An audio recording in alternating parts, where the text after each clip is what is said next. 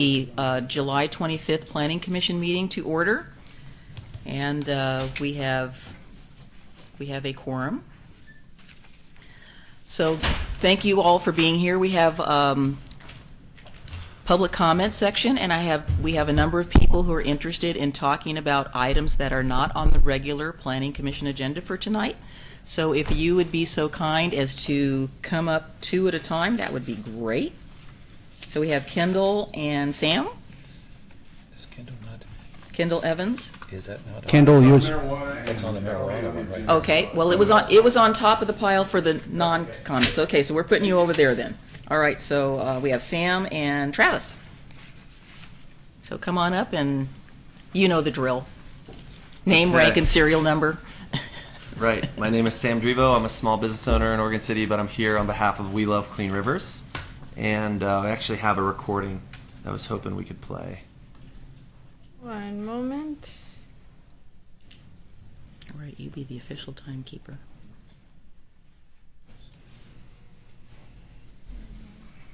Are your phones all off? I have it on airplane mode. To remind everybody out there. I'm sure everybody has their cell phones turned off because that was mentioned earlier. In support of the zoning change and the new downtown district zone of Willamette Falls. And I'm very interested in the redevelopment of the site in conjunction with the new owner, Metro, the county. The end of my statement would be great. You don't want to give it live? Well, Museum, and you know that's improved a lot in the last year or so. However, I'm surprised that we can't generate I mean, that more was tourist me. It was just sort of. monies here. We had the trolley that went around the last 2 years. Here, just in support of the zoning change Yeah. and the new downtown district zone of Willamette Falls. And I'm very interested. So I can introduce this clip. So we did have a clip, and it was all... Yes, I was going to ask for context. Yeah. Go ahead. I'll take it so it doesn't run against your 3 minutes. Yeah, so, she talks, then it doesn't count. This is a clip that we were asked to play. This is just on our city website right now. If you go to orcd.org, it goes to the clips. This is for the Planning Commission agenda for September 8th of 2014, and we were asked to go to 1 hour, 24 minutes, and 20 seconds. One idea I threw out a long time ago, and I'm going to throw it out again, and Tony may slap me down for it, but I was thinking that it might be very interesting to convert one of those mill races into a kayak whitewater way for them to get from the upper lagoon down to the bottom of the river, go over to the dock, walk up, I don't know. All I see is what I see on the Olympic. I don't know if that's even a feasible idea or not, but... I mean, it seems like in this process, again, I've been really impressed with all the, with the city and the county and Metro and just the way that this is happening to hear, from the developer as well. I'm really excited about the possibilities, and I think, I support the zoning change. Let's get towards the master plan, because I think recreation can be included in the Riverwalk, which is going to be one of the first phases, potentially. So thank you for that. Yeah. Whitewater slalom is an Olympic sport, and that is what I have my training in.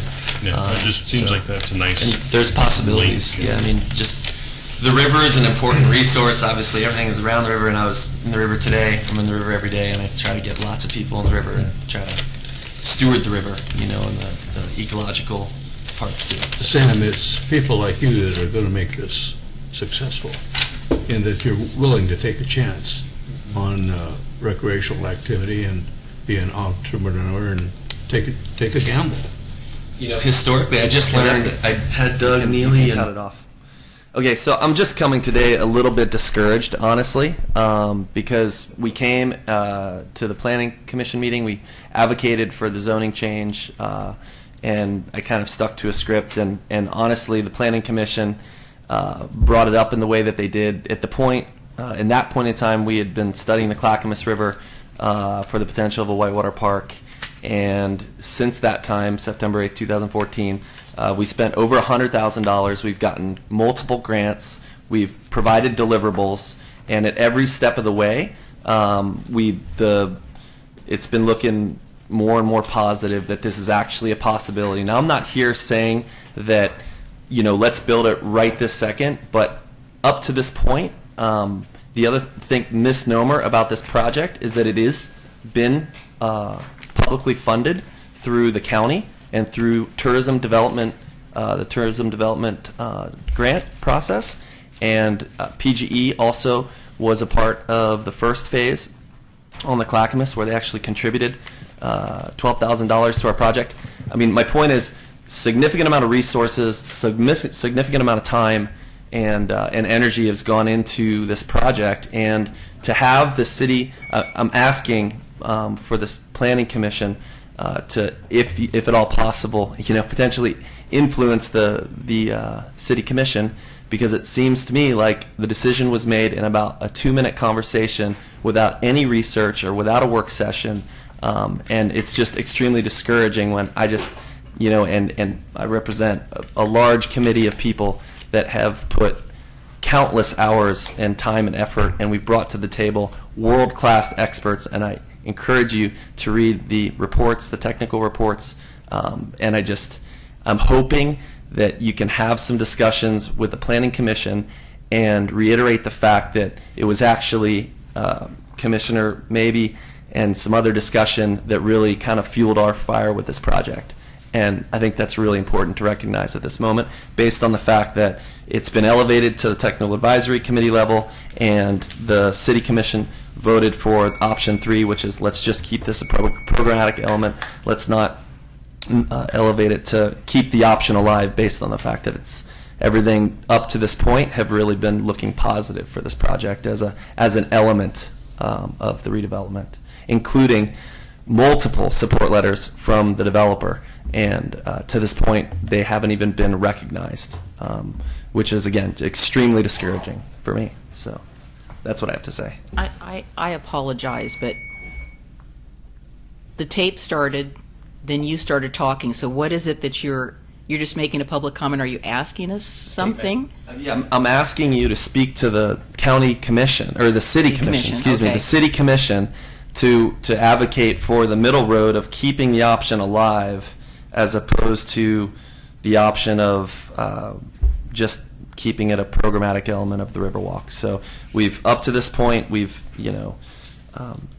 I think we have delivered results to this point with this project, and all roads look forward with regards to possibility and the potential of really making this a catalytic element. And so I think that it's really unfortunate to have watched the city commission make the decision based on a 2-minute conversation where I don't even know if they realized that the planning commission was the one that actually brought it up in the first place, 2 years ago. And so based on that and 3 years of successful grants and successful deliverables, now we are here where it's getting voted down with the city commission, and it's really unfortunate. So I'm hoping that you can maybe work towards influencing city council and city commission, to at least keep the option alive. We're not, so. The middle path. The middle path. Madam Chairman, Yes, can sir. I ask a question? Absolutely. You refer to grants. Mm-hmm. What's the origin of these grants? Whose sponsorship The Clackamas County Tourism Development Grant Program. has given you grants? Yeah, $150,000 to site a whitewater park in Clackamas County over the last 3 years. Okay, let me ask you another question. Yeah. This commission, Planning Commission, and the City Commission went through the concept review process, which was a public process. Mm-hmm. And I don't recall your application, official application, being any part of that process. Is you saying it was? The application. In other words, why aren't you going through the application process to amend the concept plan to get this incorporated into the program here? I mean, we've been charged by this whole public process to be involved and to provide as much technical information about this project as we can, and we have provided it. It's been public record. We have a website. We just went through. Provided to who? To the World Wide Web. Everybody that I certainly take responsibility for not informing and educating the City Commission in the way that I probably should have. However, we were invited to the Oregon City Business Alliance. We had a luncheon in April. It was attended by over 110 people, which is like way more than they've ever had. We had the authors of the technical reports attend the meeting, one of which flew from Colorado, the other of which is Eco Northwest, environmental PhD economist and VP of Travel Oregon, and the county tourism executive director were the ones that gave the presentation. I think it was pretty well received. We came to City Hall afterwards. We had a roundtable discussion. Most of the objections were at least, resolved, not resolved, but spoken about. Obviously, it's a challenging project, and there's hurdles. However, at each juncture in the road, we've seen that there is a way forward, and that this is actually absolutely a possibility. So again, it's discouraging to me to watch the city commission have a 1 minute, or 2 minute discussion right before the public partners meeting, when it actually did get elevated to the technical advisory committee. I mean, Metro recognized this project as one with great merit. They would have never had a special work session on a whitewater park as part of the Riverwalk. This is a big deal that Metro elevated it to that point, and the fact that it was immediately objected upon by the mayor. And I mean, even his objections are, not necessarily absolutely correct. I mean, as far as it not being able to. I mean, we have thick technical reports on this proposal, and I encourage you. I mean, we have a website, WillametteFallsWhitewaterPark.org. It's online. We've been to every public process. We've been engaged in the process the entire time. It got elevated to a public partners meeting because it has so much merit, and now all of a sudden the city commission decides that this does not deserve to be continue to be talked about, and that's just extremely discouraging after all the work that we put into it and all the successful feedback we've gotten. We've got the State Marine Board has a non-motorized boating education program. We've gotten support letters from Oregon Sports Authority. Friends of Trees is saying it's good for people, it's good for trees, it's good for fish. George Heideggerkin wrote another letter on July 20th. Travel Oregon wrote a support letter. Life Balance, which represents 1 million people in 7 western states, Providence Health and Wellness Systems Program wrote us a support letter. The Disabled Veterans, so the veterans community supports Laura, it. And even the Oregon City Business Alliance is saying the middle road is a good way. So I guess all I'm just asking is for you to consider the middle road with regards to this decision matrix. And I'm coming back to you just because, again, I feel like when we came to advocate for the zoning change, this idea of possibly bringing it to Willamette Falls was sort of born out of this meeting. So that's why I wanted to bring it here. Zach, you had something you wanted to say? So Laura, I don't think that there's a really good role for Planning Commission here. I think this is a rock and a hard place, and I especially don't want to lean out too far with considering this is Damon's idea. Is there a process you can recommend that he can follow to influence the City Commission or guidance? Yes, people can send their comments to Kelly Reed. Her email address is kreid@orcity.org, and they're accepting that public comment. Then they're going to come back to the partners group on August 15th and make that decision. And the mayor said without a miracle that the city commission wasn't going to change its position. And let me tell you, the Board of County Commissioners is going to follow what the local municipality feels So like did is we- the way to go. Hang on. Go Sorry. ahead, Tom. Did we not just discuss Metro this in the work State. session, that it's still open to all kinds of things that they're going to plan, and we're going to have several more work sessions to include information like this? It Well, sounds like it's been included. I okay. think I understand where your frustration is coming from, and I'm very sorry that you are feeling that way. Part of where I'm personally coming from, and I don't know enough about your project to be able to say, I don't want to speak about it because I'm not that informed about it as you are. But the one thing that I have said, and I said it tonight repeatedly over and over again, it's really, for me, it's about the process. And if this comes, like cream rises to the top, and this is something that the community, and I'm talking about the Oregon City community because we're the ones that have to accept it first, and then it goes out to everybody else. If this is something that our community truly desires, then it will work its way through the process and it will happen. I'm not interested in any projects that are trying to jump the gun or trying to get ahead of some other project because we don't know what the whole process is.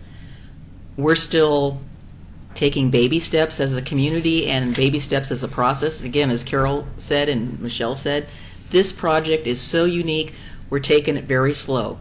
So I would say at this point, we can do what we can individually, and I'd be more than happy to meet with you outside of this venue where we can talk as just people who live here, as opposed to, I don't wear my planning commission hat all the time, so I don't want to wear that when we talk. But so there's opportunities. So I think that you're on the public record now, and people in the community who may be watching this will hopefully get more information from you about this and go to your website and check this out.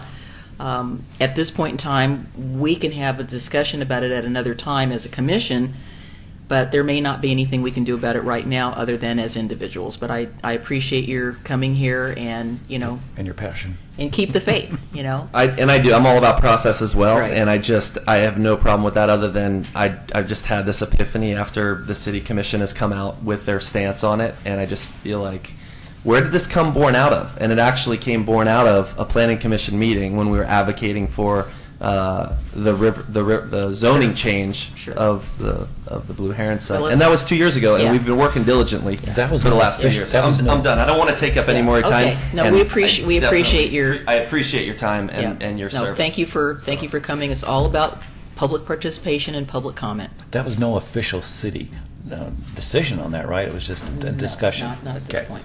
Travis, thank you. I'll go fast. That's okay. You're I'm fine. going to kind of piggyback on what Sam was saying. Can you give her your name for the record? Yeah, Yeah, Don't yeah. forget My name is Travis Kruger. I'm a native Oregonian. I'm resident here of Oregon City, up in Rivercrest. Live here with my wife and twin boys, and just want to talk a little bit about the Whitewater Park. We can all agree the Riverwalk is going to be amazing. It's an awesome opportunity, but I'm really here tonight to support a Whitewater channel incorporated into the project, and more specifically, I want to make sure that we take that middle path, which means basically that the Riverwalk won't preclude any sort of future Whitewater Park or channel, or just the concept of it. I have a personal stake in this project, so I'm a whitewater slalom racer, and I spend a lot of time recreating outdoors with my family.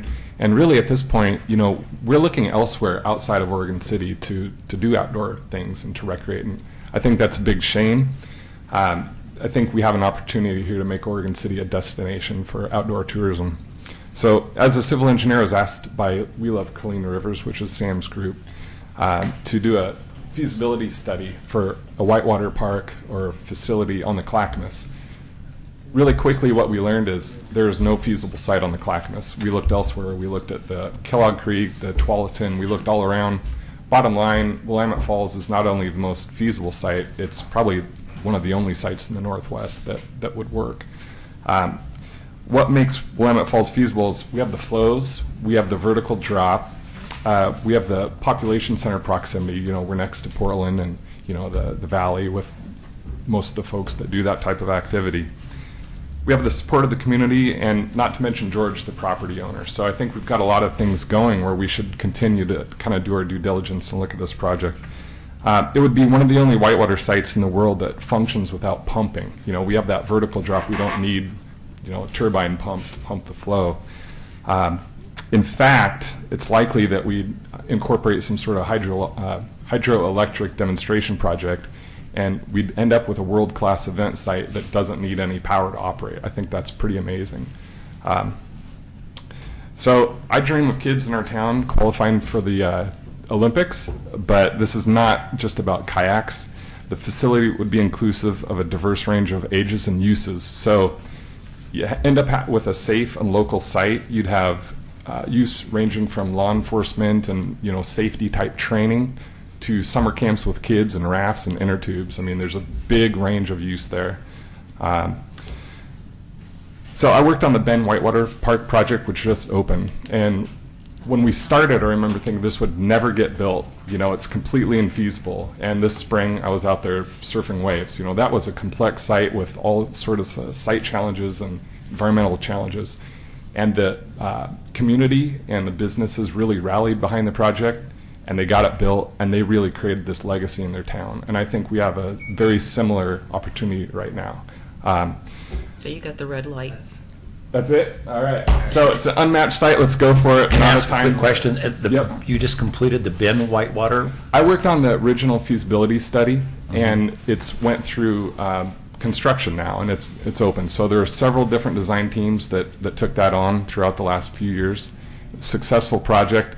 I mean, the hurdles on that project were unbelievable. Environmental issues, and Was that within the city limits of Bend? Yeah. Okay. On the Colorado Bridge right there in the Mill District. I don't whitewater raft, but I know I've been to the Estacada, and there's people come from all over the world to go there, but there's no hotels up there, and Yeah. no business. Okay, Yeah. thanks. You don't want to have people stay at the Red Fox Inn in Estacada? So anyway, I just hope that we can push the middle path, which is not to let the Riverwalk preclude any sort of whitewater channel. I'm just Well, here to support that. there's the alternate comment as well. We don't want the Whitewater Park to preclude the Riverwalk, so it goes both Yeah, ways. exactly, Okay. exactly. Just so that it's a two-way street. Yep. All right, thank you. Thanks. Dawn, are you ready to come on up? Dawn and Nathan? Are you guys going to be talking about the very same thing? Do you have something new and interesting to say about it that hasn't been already said? I sure hope so. Okay, go for it. Dawn? So your name for the record? Name and address or name and where you live in Oregon My City. name is Don Smith. I live here in Oregon City for 17 or 18 years, depending on if you ask my wife or myself. And I also own a business in Portland at Different Spokes Adaptive Cycling, and I'm also the executive director for Disabled American Veterans in Portland. I will try to skip past anything that's already been said. When we first moved here, we used to leave town to go find something to eat or find something to do because Oregon City was pretty beat downtown and kind of rough. But due to the work of this organization and the rest of the city, we now stay home to eat, and we go downtown and have a great time, and we're really happy and we're really proud, and we try to get everybody we can to move here. And since we've been here, we've met people like Sam and others that are really interested in helping move this along, the development of Oregon City. So a couple years ago, I joined the Parks and Rec Advisory Committee. I sat up there for 2 years and tried to do what I could, and found out that we already have a really good Parks and Rec staff, and we really need more money for them. So let's move forward. We see the Willamette Falls Water Park as a solid revenue opportunity, and we're lucky to be able to glean information from economic successes like Charlotte, Cascade, and Columbus. Not only have they become focal points in recreation, but they now host major events and competition, attracting visitors from all over the world. And Steamboat Springs, for example, has 12,000 residents. Oregon City has 36,000. Steamboat is comparatively remote with only 32,000 people living within 60 miles, whereas Oregon City's unique location means we have over 2.5 million living in the same radius. So it's a pretty strong market there. 17.8 million Americans participate in paddle sports, and premier parks attract well over 100,000 visitors for each park annually. As a resident here, I would love to see that kind of attention on Oregon City. Formerly, I was the director of revenue for a large aquatic recreation company. And together with regional governments and local governments, we created several highly successful water parks in Phoenix, Sacramento, and Concord.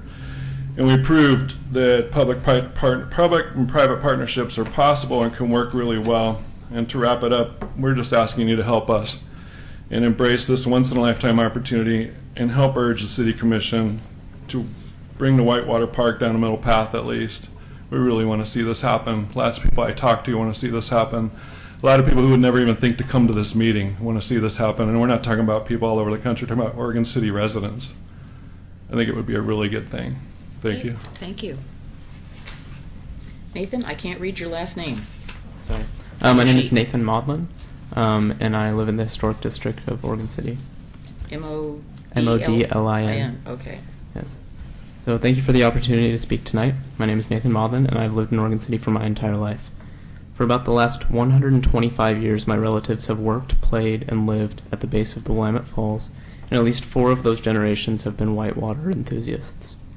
Tradition and legacy are important to long-term residents like my family. We are proud to live in the historic First City and the end of the Oregon Trail. The Willamette Falls are part of the reason my family has lived here so long. They are a beautiful image of nature and have created opportunities for work, enjoyment, and education, things that have benefited my family and myself personally. I first experienced the falls as a kid, walking along the hilltop ridge with a pair of plastic binoculars. I traversed the locks in a canoe as a Cub Scout, and later led kayaking trips along the Willamette as an Eagle. I've taken friends and family to see the falls as a highlight of their visit to Oregon City. It is the wish of many Oregon City families that the falls remain and improve a source of recreation, education, and economic success while paying homage to the traditions of the people who lived here before us.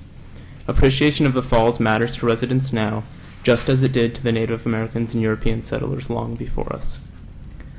A whitewater park will preserve the values of those people. It will be good for fish. It will be good, as Friends of Trees has suggested, be good for fish, trees, and wildlife, and good for humans as a source of healthy activities, and good for future generations as an educational center and place to experience the falls firsthand. A whitewater park will create opportunities for enjoyment and appreciation of the falls, expand the number of living wage jobs for people like me, and honor the history and traditions of past generations. It will provide the opportunity for families who can't get away for a very long trip to enjoy an exciting part of nature in their own backyard. It will provide the potential to educate about water safety, sustainability, fish migration, and our shared history. It will be something that future residents will remember us by with the same sense of appreciation and honor that we hold for the first inhabitants of Oregon City. I support taking the middle path, and I urge that you do the same. Thank you. Thank you very much. Dwayne, come on up.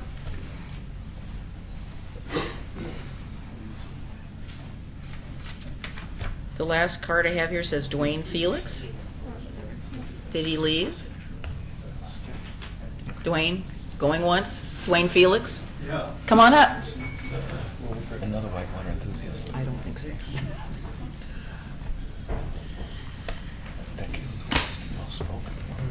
Welcome, welcome. Oh, Give us your name one more time, even though I said it for the record already. Dwayne Felix, and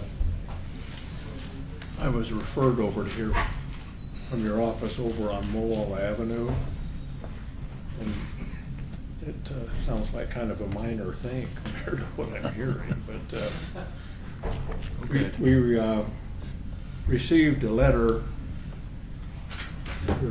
not too long ago about a shed we have on the place. It has a metal roof, and we were told that it's no longer acceptable.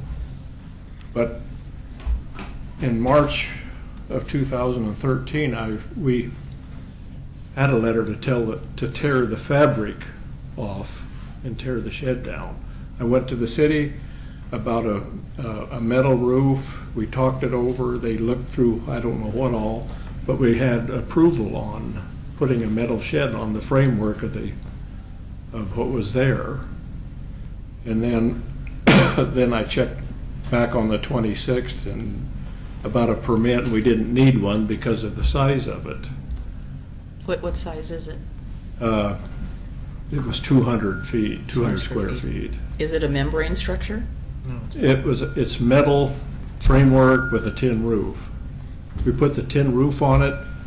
After we received approval, it was about $900 to get the thing attached to a cement pad and the roof put on it. And then we thought we were good. The grandson's using it to restore an old automobile. And anyway, when we got the letter about it, again, is illegal, I went down and talked to them on Mowall Avenue, and I asked about putting up a board fence, a privacy fence, and that would hide most of it except where the gable comes down. The fence is within a foot of that. So the only thing that would be visible is just the roof, the gable part of it. And they didn't think that would be approved, and they sent me over here, so I've explained what my situation is, and All right, we're looking to staff now. Did you say it was originally approved by? Pardon? Did you say it was originally approved, or you got? Yeah, in Sounds like it's a code 2013, it was compliance approval was received to put metal roof on framework. So Nothing about the walls or So anything else. we're going to ask Laura Terway, our planning manager staff person, to Director. maybe see what she knows about this, our community development director. You know, I don't know anything about this specific situation, but I'd love to learn more. I can give you my contact information. We could take a look at it. The bigger picture is that the metal structures do fall under our definition for membrane structures. As you recall, the Planning Commission directed staff to look at membrane structures a long time ago, and more recently in 2008 and 2009, we adopted code that was effective the summer of 2010, and it had a retroactive clause that said all membrane structures, which include both fabric and metal, if they're visible from the right-of-way, have to be removed by January 1st, 2011. It looks like we've already had some interactions through code enforcement. So why don't you contact me directly, and we can kind of take a look at what's going on. So we did receive 37 complaints about 37 different structures in the last 30 days, which is unusually high. Since this went into place 5 years ago, or 5.5 years ago, we've received about, I think, 130 total. So to have 37 at one given time is sort of a lot. Person? 27 were, but that's okay, right? I mean, that's how code enforcement works. And so we did have a large batch of letters that went out, and so we're working individually. Sorry, go ahead. Some people can do things to work with their existing structures, right? Some of them may need to be removed. Some people sort of encase in wood, so it's no longer metal. Right. Some people build fences, provided it complies with our fence height requirements. Right. If you can't see it, it also doesn't apply. So I can work with you separately. So it sounds like you've been down this road, and this is not your first. So I should come back there then? Yeah, I'll give you my contact information, and we'll touch base offline. My question, Laura, was, so some of these weren't grandfathered in if they were pre-existing? Sorry, it's out under the new So code? the Planning Commission chose not to do grandfathering for these structures. What they did was they gave people 6 months of extra time to enjoy it before that piece went into effect. So no, there's lots of evidence in the Planning Commission hearings, but there is a direct direction to be retroactive and look at older structures that were already in existence. The one thing to note is that structures over 200 square feet already had to be compatible with the primary building material, so you're generally looking at the same building material anyway. It's those ones under 200 square feet that really kind of became an issue back when this started. Yeah. Okay, thanks. So. That's the way I asked the question. Was it considered to be a membrane structure? Because I'm aware of the code requirement. Yeah, so it includes tensions. Tensions, yes. Yeah, we have, unfortunately, in McLaughlin neighborhood, we had a number of people using tents for stuff. So, Okay. Mr. Felix, if you would be so kind as to get Laura's card. She says she is going to look into this further, and she will provide you with some fabulous technical assistance, and she will see what she can do. Okay, But thank you very much for coming and letting us know about this. Really appreciate it. Is there anybody else in the audience that would like to have a public comment for an item that is not currently on the Planning Commission agenda? Yes, sir. Yeah, I think we have another public. Another one more? Card there. No. No, that's the done pile. This is the other pile. What's your first name? Is this? Are you Kurt? Okay, come on up. Thank you, sir. Is it Degner? Degner. Ooh, got that right. Most people don't. Well, I'm trying. You could say your name again. My name is Curtis Degner. Live on the south end of Oregon City. We moved here in 2013 and bought our home. Like the neighborhood, love the area, but we received one of the letters like he received on a membrane, or not a membrane, but an RV structure. It was there when we bought the home. We paid more for the home because of the structure. It's a beautiful metal structure. doesn't exceed the roof line, but you can see it from the street, no denying that. They was put in about 2008. The satellite photos show that. We bought the home in 2013. There was no code enforcement. They didn't make the people who installed it remove it, and now I've got to remove it. And it just doesn't quite seem right. If they're going to pass a law and not grandfather, they should have, within 6 months, inspected that everybody removed those structures. And apparently they didn't do that. Well, sounds like. By the way, your planning commission over here is wonderful people. Yes, They're they are. Very helpful Yes, they to are. us. Yeah, sounds like there was possibly not disclosure by the seller. That's probably true. There was no disclosure. I went back on that and looked. And I asked if everything was code and everything. It was, yes, everything's fine. Well, you don't know the codes when you move into a city.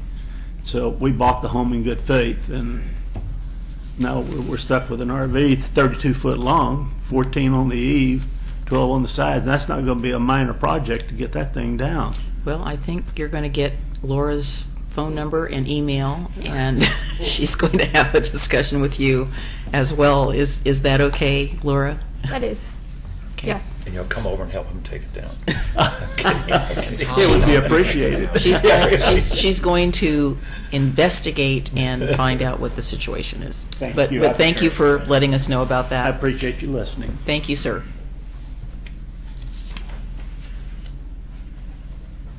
All right. We're at the end of all the comment cards that I have on this on the public comment section, so we'll go once, going twice. All right. We'll move into our next agenda item.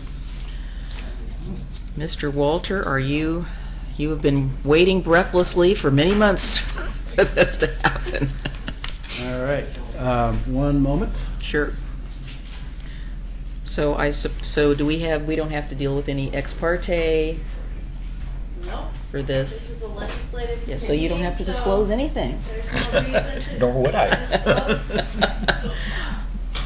I already had notes from people about whether they had to disclose something, so nobody has to say anything. So this is planning file LE 160001, adoption of time, place, and manner regulations for marijuana businesses. And right now I only have one slip filled out. Is there anybody else that wants to testify on this particular item? They might change their mind. They might, but if you do, think about it and get your slip into Pete. So we're switching over to the presentation side. All right, go ahead, Pete. Thank you so much. Thank you. Is this going to be up there? Okay. So this is planning file LE 1601. This is a legislative file. Legislative action is whenever Flip it to a presentation. proposed regulation is going to affect the city, the entire city, or major portions of it. So what I'm going to do is present the process that we've been through to develop these regulations and talk about those. I won't spend a lot of time going through this, but we will have opportunity for deliberation and questions from the Planning Commission. So with the passage of Measure 91, Oregon legalized medical marijuana and recreational marijuana, and that was in November 2014. There's various state laws that implement that legalization process. They're listed here. Some of those state laws have to do with taxes, etc., and some of them have to do with the early sales of recreational marijuana by medical marijuana dispensaries. So all of this is going through the process of local government adoption, whether it be a city or a county. Locally, Measure 91 passed in Oregon City 52% to 47%. Within those boundaries, under state law, city was permitted to temporarily ban recreational medical marijuana businesses, provided the measure is submitted to the voters in a statewide election, in a primary election, sorry. And that will happen when? That will be in November. The temporary ban allowed time to draft what are called reasonable regulations for time, place, and manner of marijuana businesses in Oregon City. In November, if the voters lift this temporary ban, proposed regulations would go into effect. What are reasonable regulations? They are local regulations that affect potentially the hours of operation, the location of all 4 kinds of marijuana businesses. For example, distance requirements from schools, specific zones, and that sort of thing. The manner of operation, such as security cameras, odor controls, security lighting. A lot of this is regulated by the Oregon Health Authority and the Oregon Liquor Control Commission, who you've heard from as well. State law also provides that if we adopt a regulation like this, that regulation must be consistent with our comprehensive plans, our zoning, and any other applicable licenses that we require for our business. With respect to personal use and cultivation, these proposed regulations would not apply to personal cultivation and use of recreational marijuana, provided all those cultivation activities are indoors. And so that would be a local Oregon City requirement that personal cultivation for recreational and medical use be indoors. And that's come out of the public process, which I'm going to talk about. Some definitions, sorry for the small writing. This is not all the definitions. If you go to the state code, there are many, many more. The ones that Oregon City is adopting into our code are listed here. The main ones have to do with defining a marijuana business. We do have one small error, which I'm going to talk about, the definition of a marijuana business, and I've given you a handout what we're recommending on that definition. So it's got a little bit of a typo that I'll explain. But the definitions for a marijuana producer, a processor, a laboratory, a retailer, and a wholesaler are what is going to be adopted into our code. As I said, this is a legislative process. That means that we have to have public hearings with the Planning Commission and the City Commission and advertise those public hearings and through public notices in the newspaper. And the process and criteria for the approval is listed here. It's got to be consistent with the goals and policies of our comprehensive plan. We've got to be able to serve these sites with public facilities. Those land uses have to be consistent with our transportation system capacity. And if we don't address it in our comprehensive plan, Oregon City's comprehensive plan, we have to address statewide goals. So the staff report that we've prepared for you this evening goes through all of those goals and policies in detail and explains how they're met. Briefly go over the public process we've had. Since May 2016, we have done a variety of things to let people know about this process and to get feedback from people on what they think these regulations ought to look like for Oregon City. We've given a presentation to the Citizen Involvement Council and the Police Chiefs Advisory Committee. We've held work sessions with Planning Commission and City Commission. We have done 2 public open houses with Oregon Liquor Control Commission staff present. We did presentations for the Chamber of Commerce, the Oregon City Business Alliance, and the Oregon City Downtown Business Association. And at each one of these meetings, we were giving information about where we were in the process and inviting people to take our surveys, which I'll talk about here. We did 3 web-based surveys, and we had a website with frequent updates, frequently asked questions, and links to other sources of information. We put posts on the city's Facebook page, and we've done public notices. Most recently, as we started to actually develop regulations, we wanted to show people how those would work on a map and what the zone districts look like in Oregon City and where various types of marijuana businesses would potentially be located if the voters legalize this in November. So we did an online GIS application, or an app, which is up and running now, and it's a draft because these regulations haven't been adopted yet. But those maps are also available on our website as well. The surveys, we had pretty good responses. You know, as we started the process, we had a very open-ended process. We were asking people what they thought about these businesses and where they should be. And we started to drill down a little more into what locations people felt they should be allowed in. And then most recently, with the end of survey number 3, we were asking about specific zone districts. The surveys generally indicated some preferences. These were not scientific surveys. They're essentially a public involvement tool and a way to get information and opinion from people. Generally, people favored production only in the general industrial zone.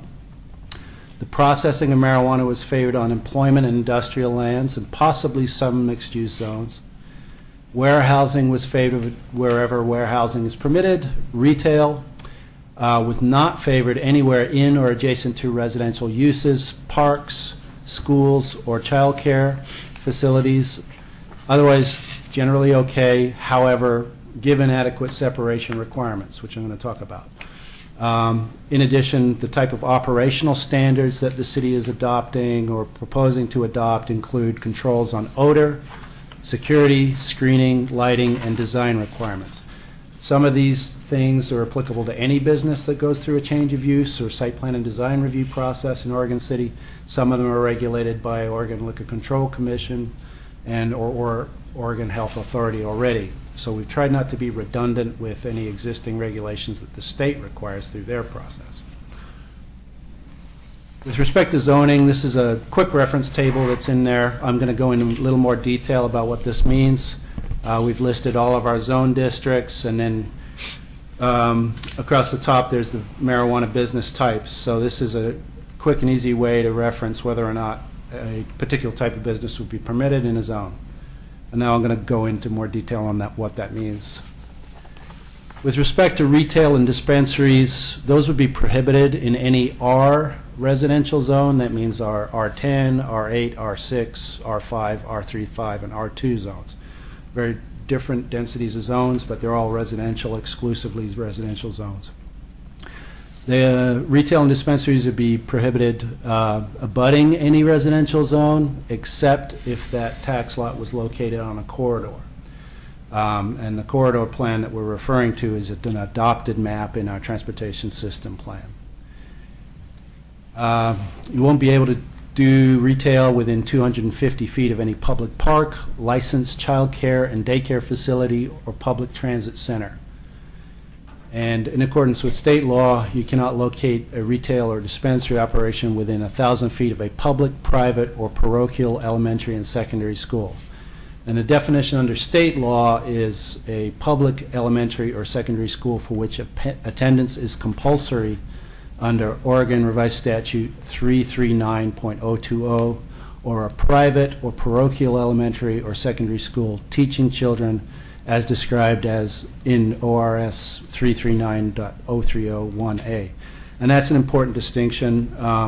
We're not going to adopt a map that has these buffers on it, but we are going to adopt a definition that specifies that, because there are some schools that don't meet this definition that are either private or public but aren't a complete program for a public elementary or secondary school. And one that we're specifically concerned about and getting more information on is Eastham Community School, where there are a variety of different programs, some private, some public, and they're considered like wraparound programs.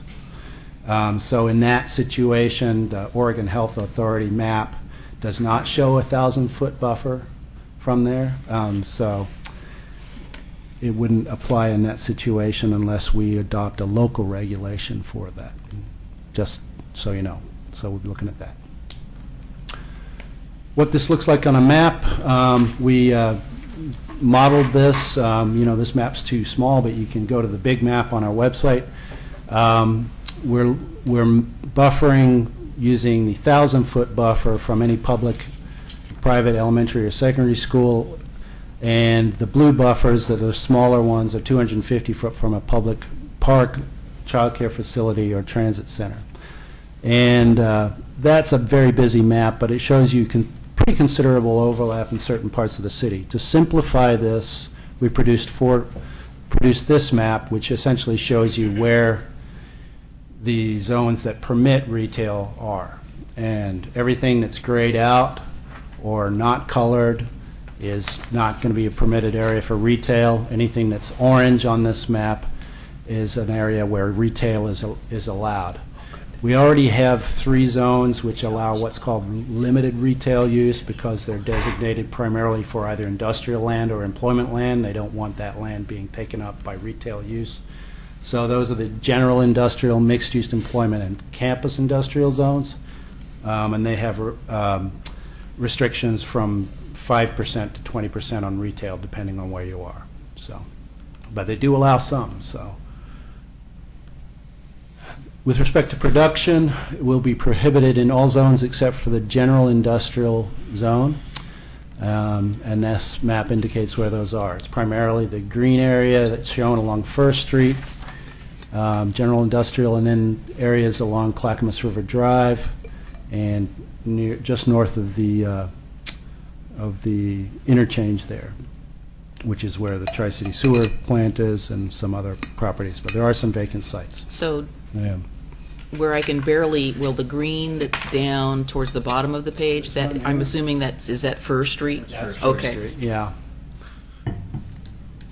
Now, bear in mind that the regulations we're proposing, all operations will be indoors.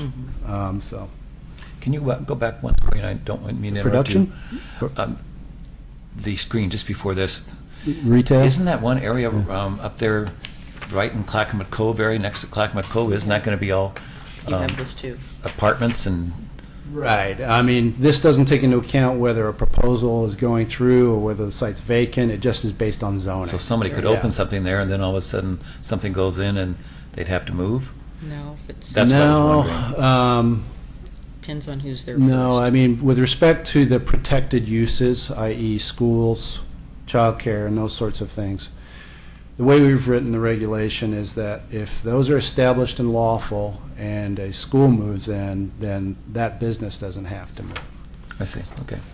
I just thought Clackamas Cove had been pre-planned as Right, offices. and it has, and so obviously, you know, Okay, that- thanks. that's- Sorry to That's going to interrupt be, you know, if there was it's a hypothetical situation where there actually is some commercial there in the future and a business was allowed to move in there that's retail, then hypothetically this would permit it, subject to the restrictions I'm talking Okay, about. thanks. Yeah. Sorry. Production processing, which includes laboratories or laboratories processing, we consider these similar uses under the zoning, would be prohibited in all R residential zones, all mixed-use corridor, and all commercial zones, and permitted in the GI, MUE, and CI zones. Wholesaling, similar situation. Wholesaling is warehousing or large business-to-business sales rather than to the direct consumer. With respect to standards of operation, some of these regulations came out of the recommendations from the League of Oregon City. We've simplified or at least removed from their recommendations a lot of the ones which are redundant with state law or which are otherwise regulated by the OHA or OLCC. However, we are requiring that these businesses show compliance with other laws, maintain good standing, business standing with OLCC and OHA.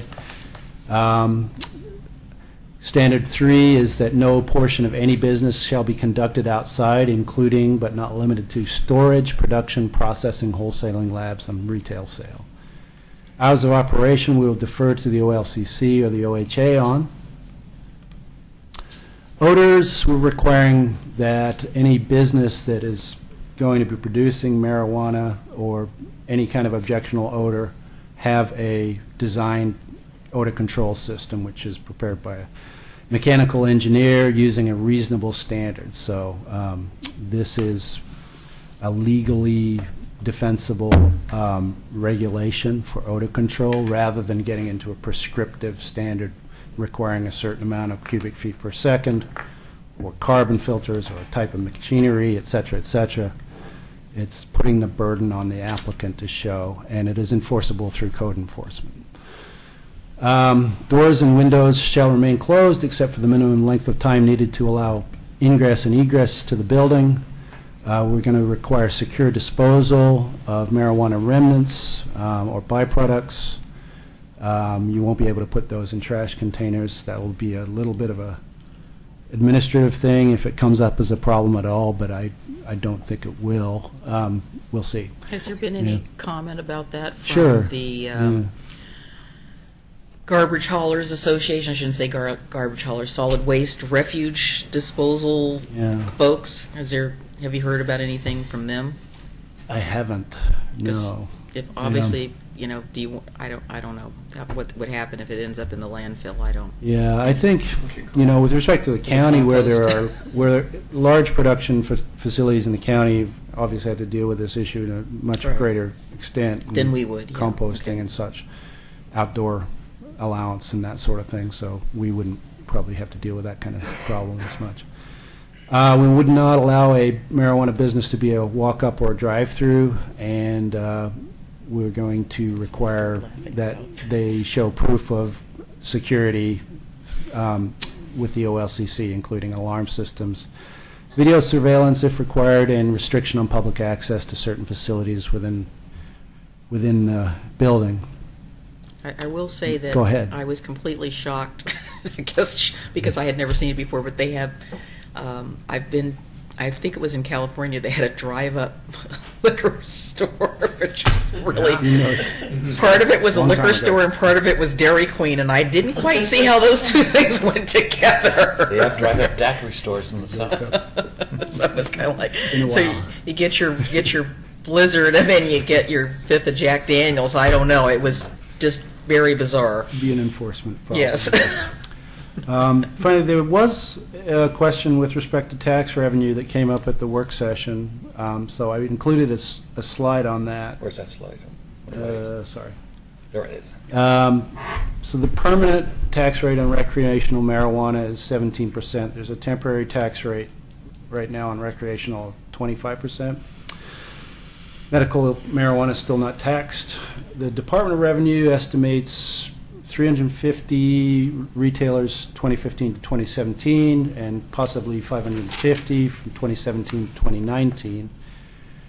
Tax revenue is distributed to the Common School Fund at 40%, Mental Health, Alcoholism and Drug Service Account 20%, State Police 15%, cities for local law enforcement 10%, counties for local law enforcement 10%, and the Oregon Health Authority for alcohol and drug abuse prevention, early intervention, and treatment 5%. The disbursement right now through July 2017 is based on population, so Oregon City is not getting any of that. We don't, because we have a current ban. And after that date, disbursements based on the number of licenses issued in a given area. And if we don't have any legal marijuana businesses in Oregon City, we can't collect any tax revenue. If we do, we are also allowed to impose a local sales tax of up to 3%, but that has to be a voter-approved tax. So we've passed a resolution, City Commission, to send that tax to the voters separately as well.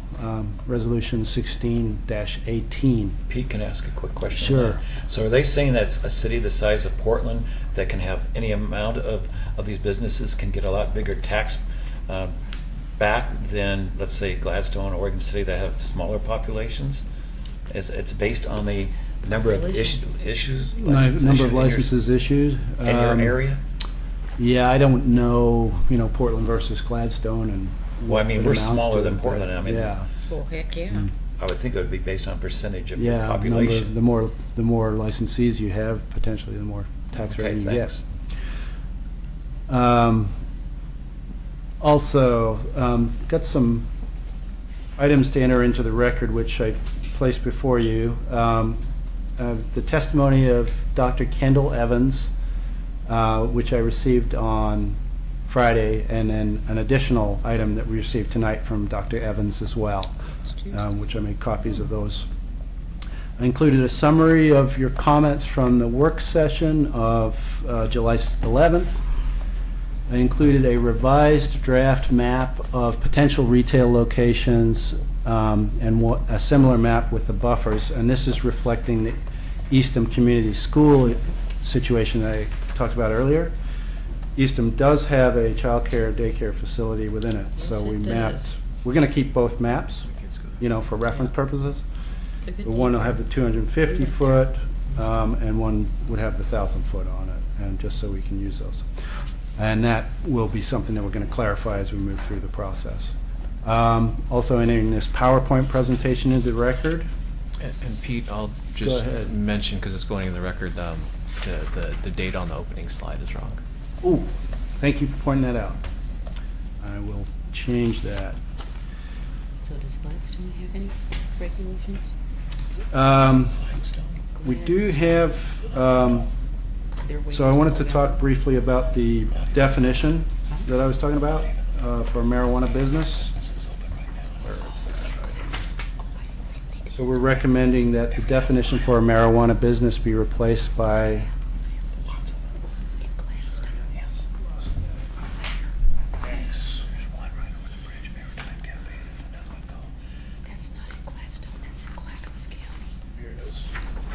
So currently it reads, a marijuana business means, one, any business licensed by the Oregon Liquor Control Commission or Oregon Health Authority to engage in a business of a laboratory or processing, wholesaling, retailing marijuana or marijuana items. And we want to correct that to its original definition, which is any business licensed by the OLCC to engage in the business of producing, processing, wholesaling, or selling marijuana or marijuana items, or two, any business registered with the Oregon Health Authority for the growing, processing, or dispensing of marijuana or marijuana items. We already have a definition for laboratories in the code, so it should be a fairly straightforward clarification. The second item is the code itself.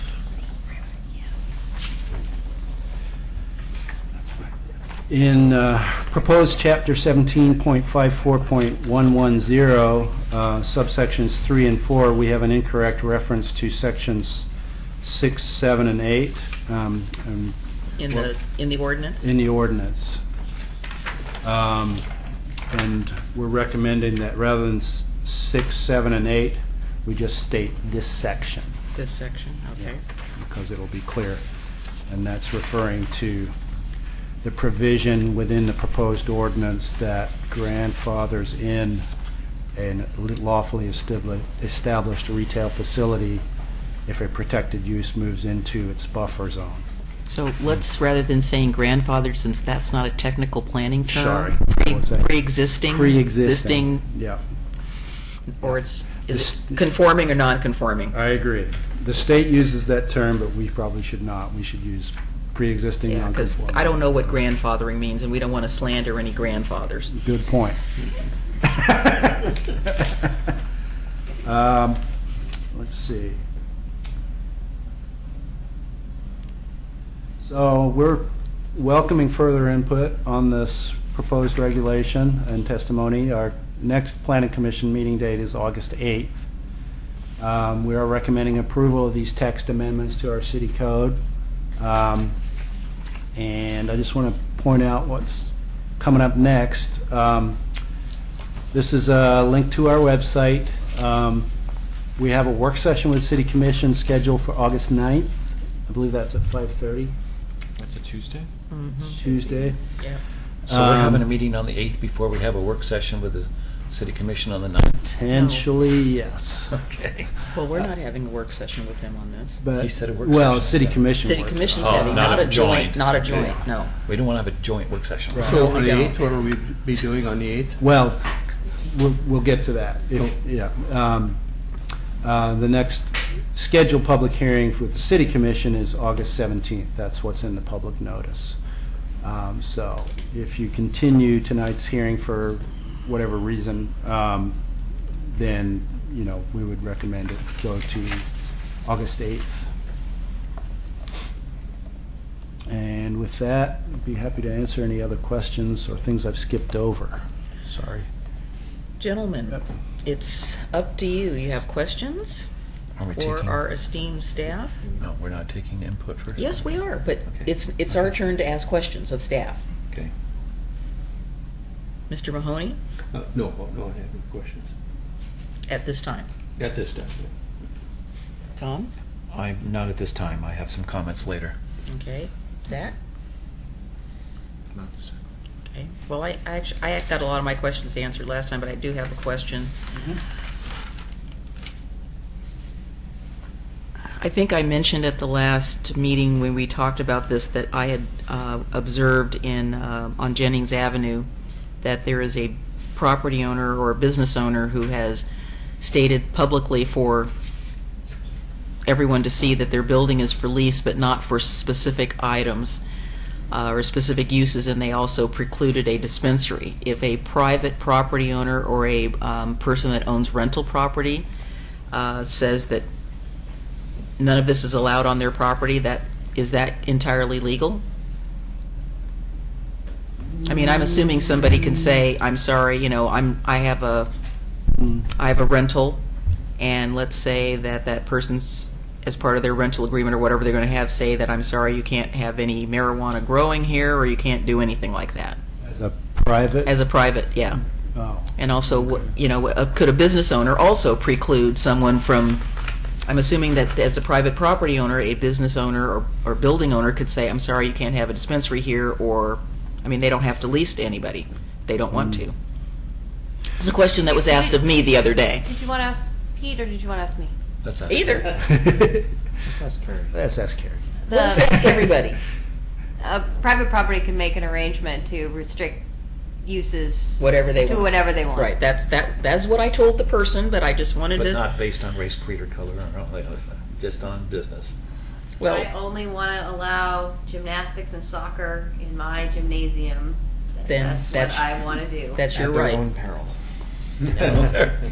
Yeah. Why you say at their peril? No, I mean, we don't know what their opportunities He was interjecting are, it. what they're Right. giving up. Right. Okay. Well, They maybe may be they, giving up Yeah. a business opportunity. yeah, and maybe they aren't. All right.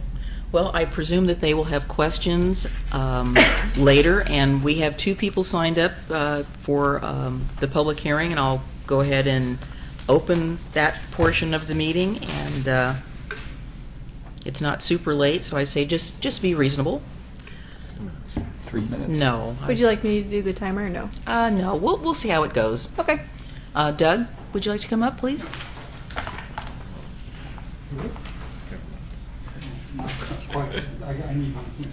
I believe in the reasonable man standard. It's a legal term. It should have been 3 minutes. You have more time than I do. We're I don't, you know, people have things The to maps say. are great. Some people give that good time. I think everyone will be reasonable. Thank you.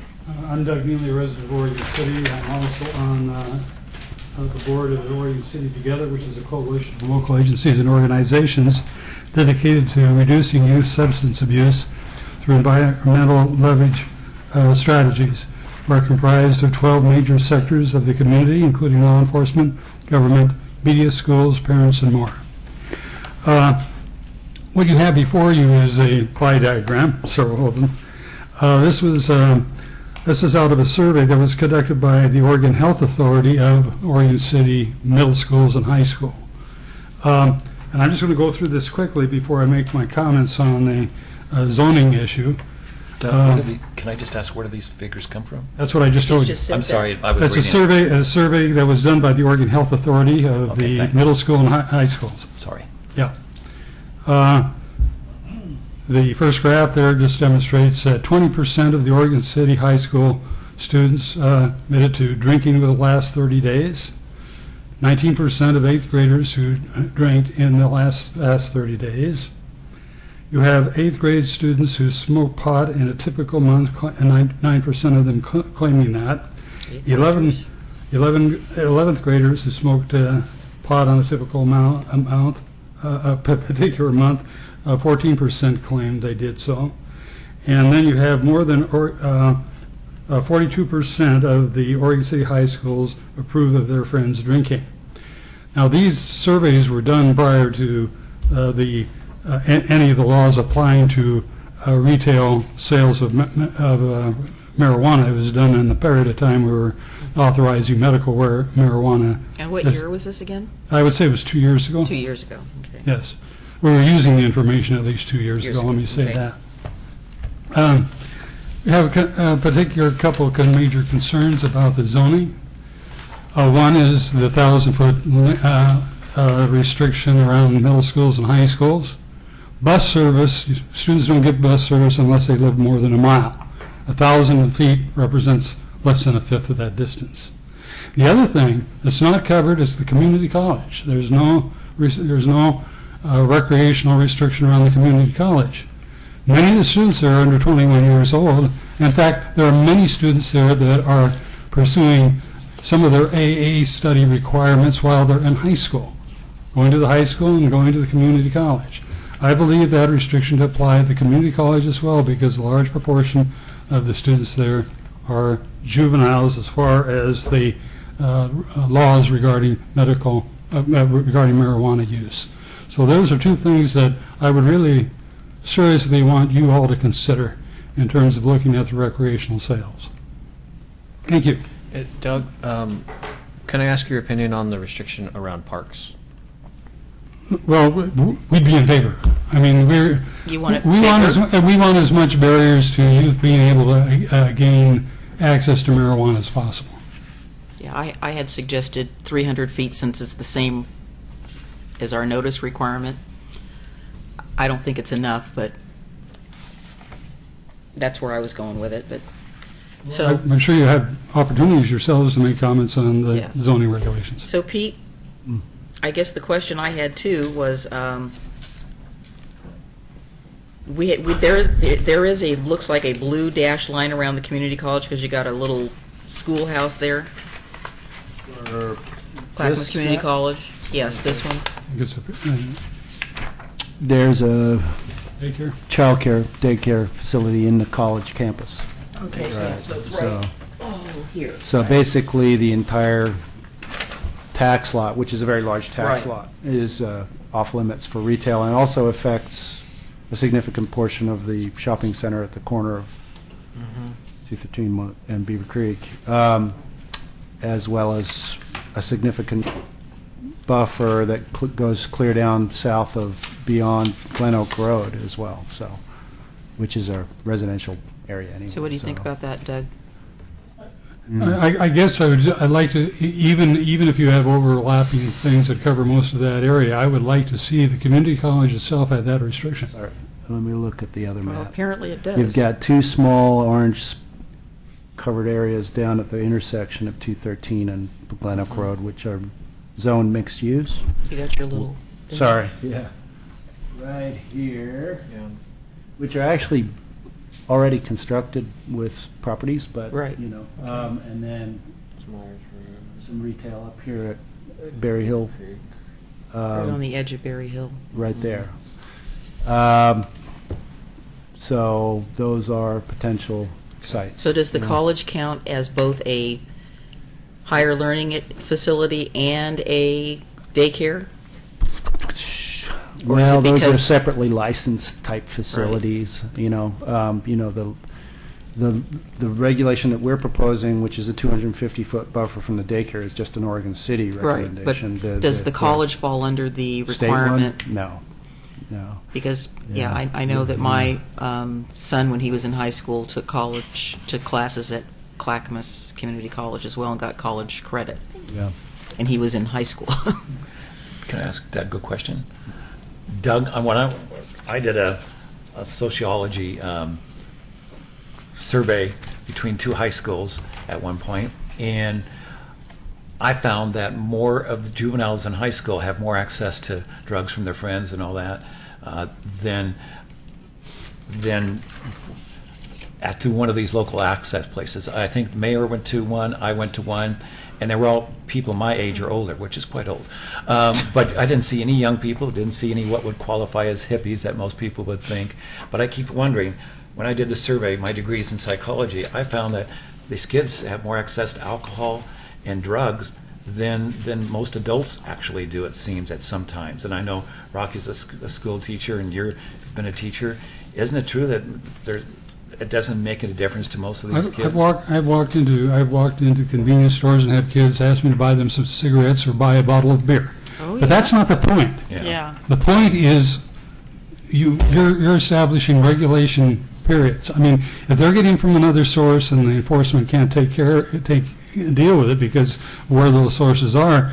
It's really a different issue than are you going to have laws that are going to contain that to the greatest degree you can? And that's what's before you. Okay. I can understand that. I just was making a comment that. Yeah, I'm sure. Well, I mean, these percentages indicate that they're getting it from illegal sources. Yeah. Sure. Okay. Well, that was 2 years ago before. And the opportunities are even going to be greater, in which case you should create greater barriers, in my opinion. Okay, I understand. Yeah. So do you think the boundary that that the city is proposing around Clackamas Community College is sufficient, or it should be more? I'm saying you don't have an official boundary around Clackamas Community College. Is that not true? Yes, we do. You mentioned the high schools and you mentioned the secondary schools. For daycare purposes. There's a blue buffer. There's another, you got the high school boundary overlapping there too, so Right. the Moss campus, so. I guess I would ask if the additional barrier around the college itself, 1,000-foot barrier, would cover would actually include more retail. Possibly.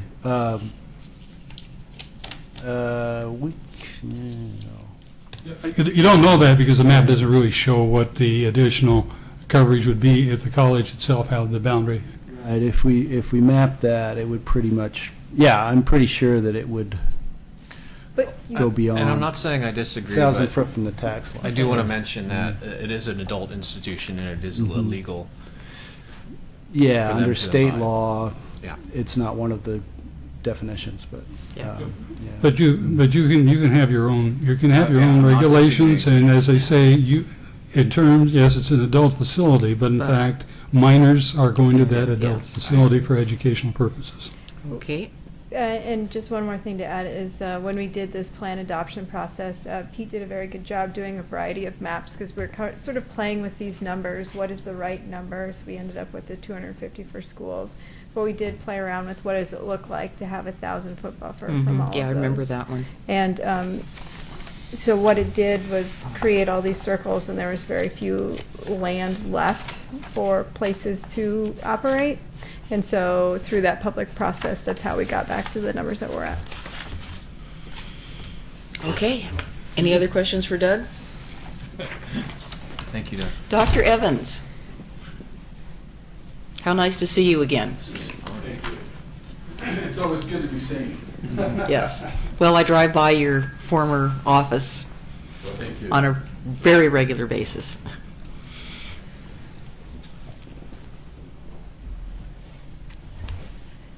For those who don't know me, I'm a semi-retired dentist in Oregon City. I've been here for about 30-plus years. I've also been a federal OSHA industrial hygienist and safety compliance officer. I'm also on the Oregon DEQ and OHA advisory regulation committee for 2016. Can you tell us, everybody, what OHA is, just because a lot of people might not know? That's the Oregon Health Authority. And as you listen, medical marijuana is controlled by the OHA. Recreational marijuana is controlled by the OLCC. And you will see some of the regulations we're talking about here will be adapted during the 2016-2017 year. Peter, you have a copy of some of those suggestions that I have made. For those who don't know, I did an evaluation on a Clackamas County ag grow on 4 acres, and I came up with probably about 15 suggestions and actually flaws in the Clackamas marijuana law, Clackamas County marijuana law, and suggestions that they need to make in order to correct that. Because you cannot go ahead and arbitrarily make healthcare standards if they're already legal in most other states. Pete, if you don't mind, and again, I'll try to keep this brief, you talked about ventilation. You know that in my comments, as I went over the ventilation by that civil engineer, it was inadequate. And the real important thing is that all the air inside a grow facility needs to be filtered. not only for carbon, for odor, but also filtered for any carcinogens and heavy metals, and any pesticides and fungicides. And do you disagree with that, or? Because you're going to see that come up next year. Well, Just so you know that. The Oregon Health Authority would be the the regulatory body for testing and that sort of thing. Oregon City is not going to be, testing facilities because we don't have the staff for that. We're going to defer to OLCC and OHA on, what they feel is the sciences, and if we were to propose something different, we'd have to have a completely differently qualified staff in order to do that sort of thing. Okay. And let me build on this, okay? Because Tom Roik is the chief marijuana officer on DEQ, and he wasn't even aware there was heavy metal or carcinogens in the smoke of marijuana. And so they're just now starting to consider doing the testing. OLCC is not doing the testing, neither is OHA. And it's based on lack of money and lack of resources. And so I am encouraging them to start doing some baseline studies, both where to start and then what's going to happen. You talked a little bit about the waste management. That's a complete disaster because they don't know what they're going to do with the waste after it's in a locked facility, because it's going to be a combination of heavy metals, carcinogens. It's going to have different chemical compounds in it. You can't give it to animals, you can't compost it, you can't burn it, and you can't haul it away because there's going to be too much of it. And so, I think you really, really need to follow that up. What I would really like the City Council to do is look at what Lake Oswego has already done with their regulations. They've come up with some pretty good regulations, similar to what you've already talked about. I'd like to see a little bit more space here between retail facilities and parks in particular. That would be my suggestion. I think, you'll see that next year. I would What's your encourage. suggestion for spacing? I'd like to see at least 500 feet. Okay. That would be my suggestion. And I was here last time, and I heard a discussion going about 200, 250. And I applaud you for thinking and considering that. I would suggest 500 feet.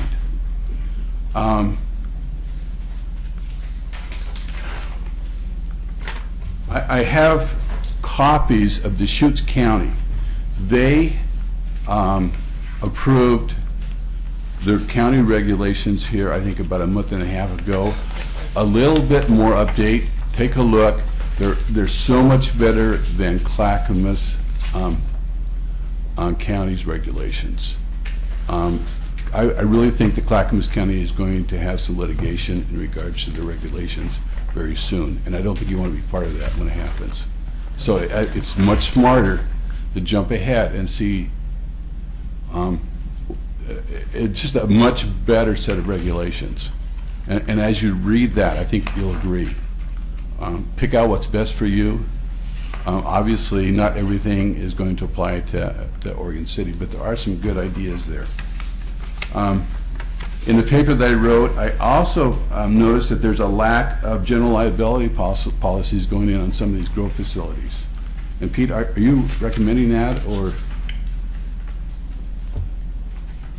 In terms of liability, this is part of our zoning code. That wouldn't be in there.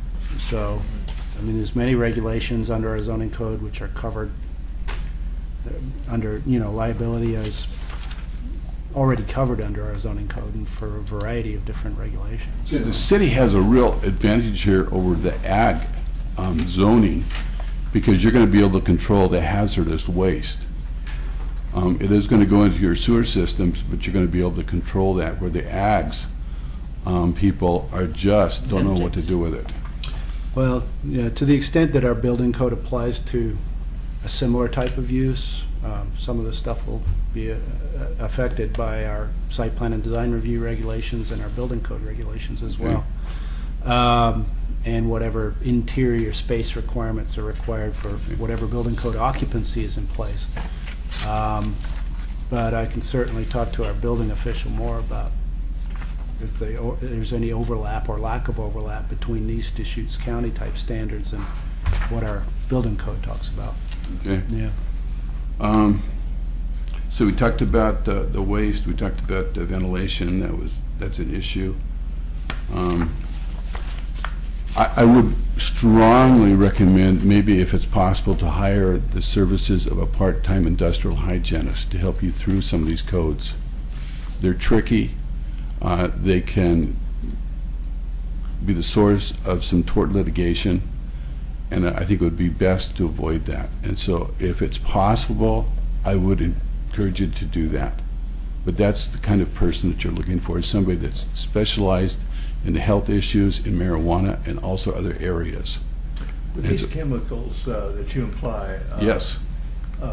Is there any relationship to fire and maybe the fire Yes, marshal? you're using butane in the processing facility, using butane, heptane, pentane.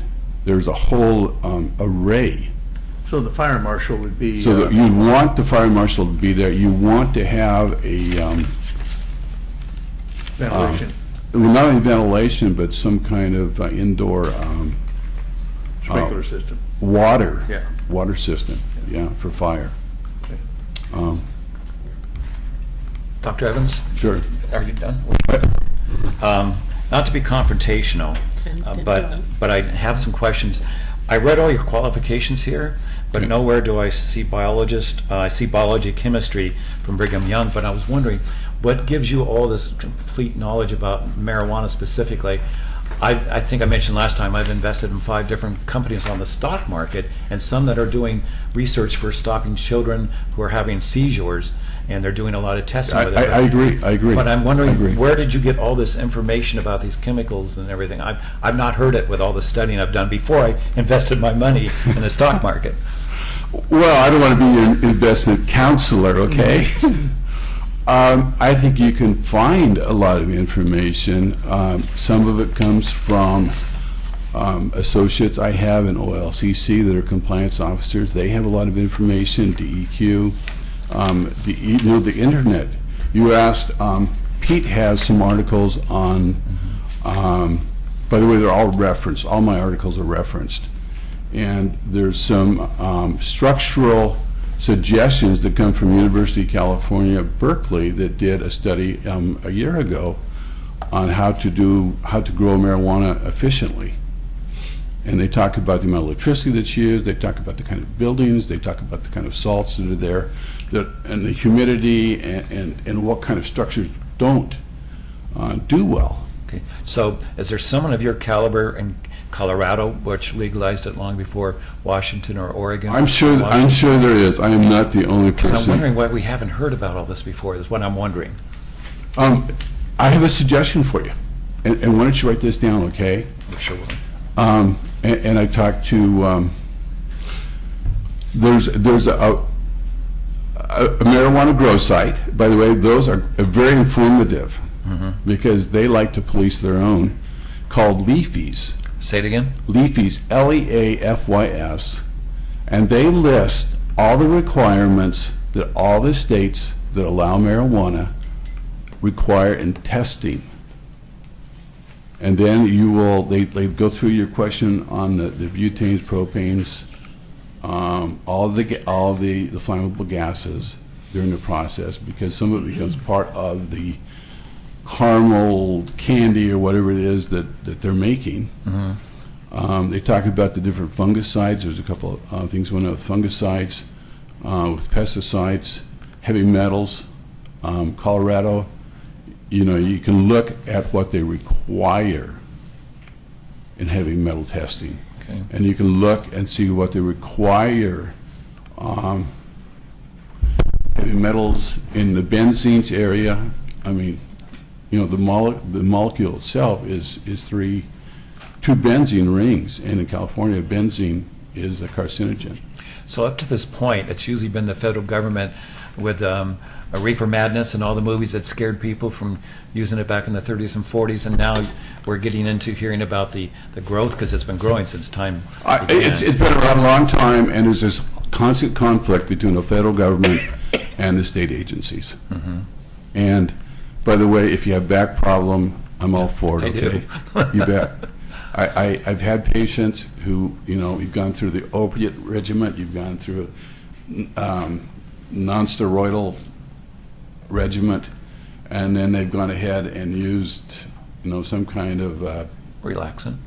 Well, they've used a marijuana compound, and it has, they claim it worked well for them, and so I straddle this, okay? My license says it's a class 1 drug.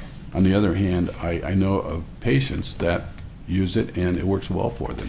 So I kind of, if that's kind of where you're coming from, I'm on your side, okay?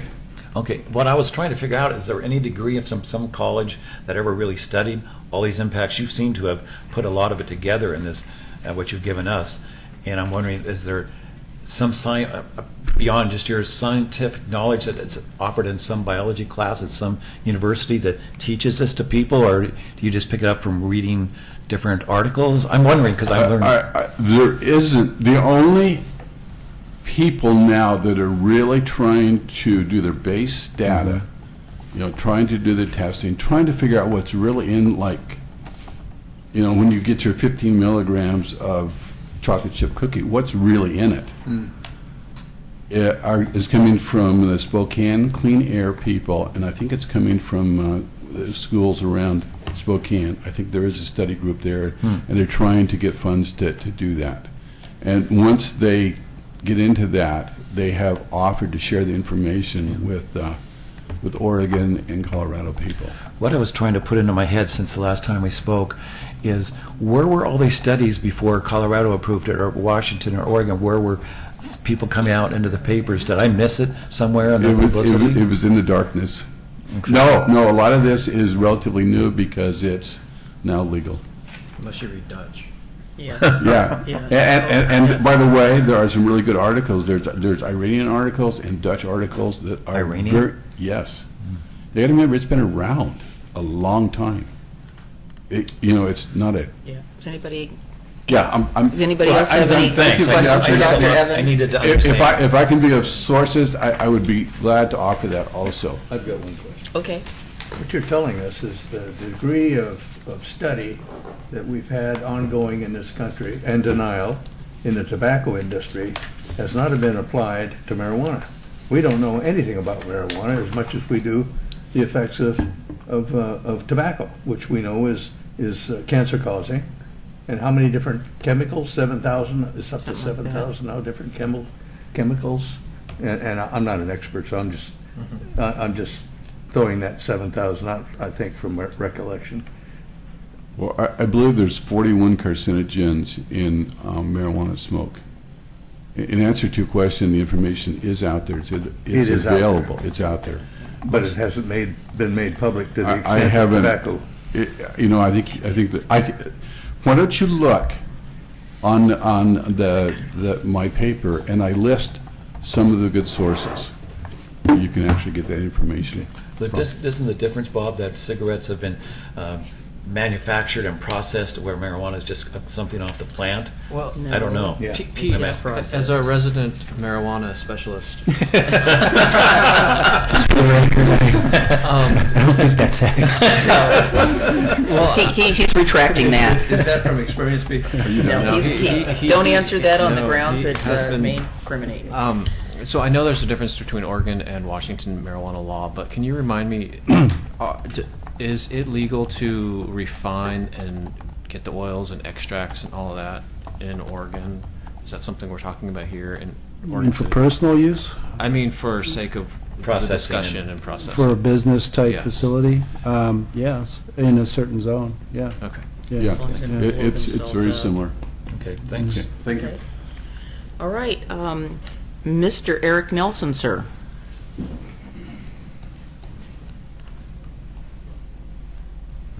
Thank you for being patient. been more prepared, but the Russians hacked my file, so. That's what I hear. Several folks and organizations got hit, apparently. I will make this really brief. So just repeat your name. Eric Nelson. Yep. I have worn many hats in my life. District manager for Home Depot. I was in law enforcement for a short time as a retail organized crime investigator. My dad was a state trooper for 30 years. And I just bring a lot of life experience. I'm an investor right now, myself and another business partner. I just want to point out Pete has been really helpful in this matter, by the way.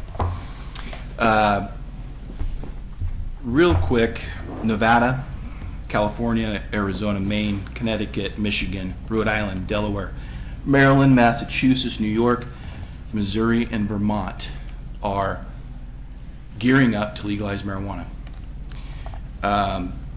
There has been a number of studies before Colorado even ventured into the process of it, looking at the safety issues. It is at its infancy stages, and they still continue to do so.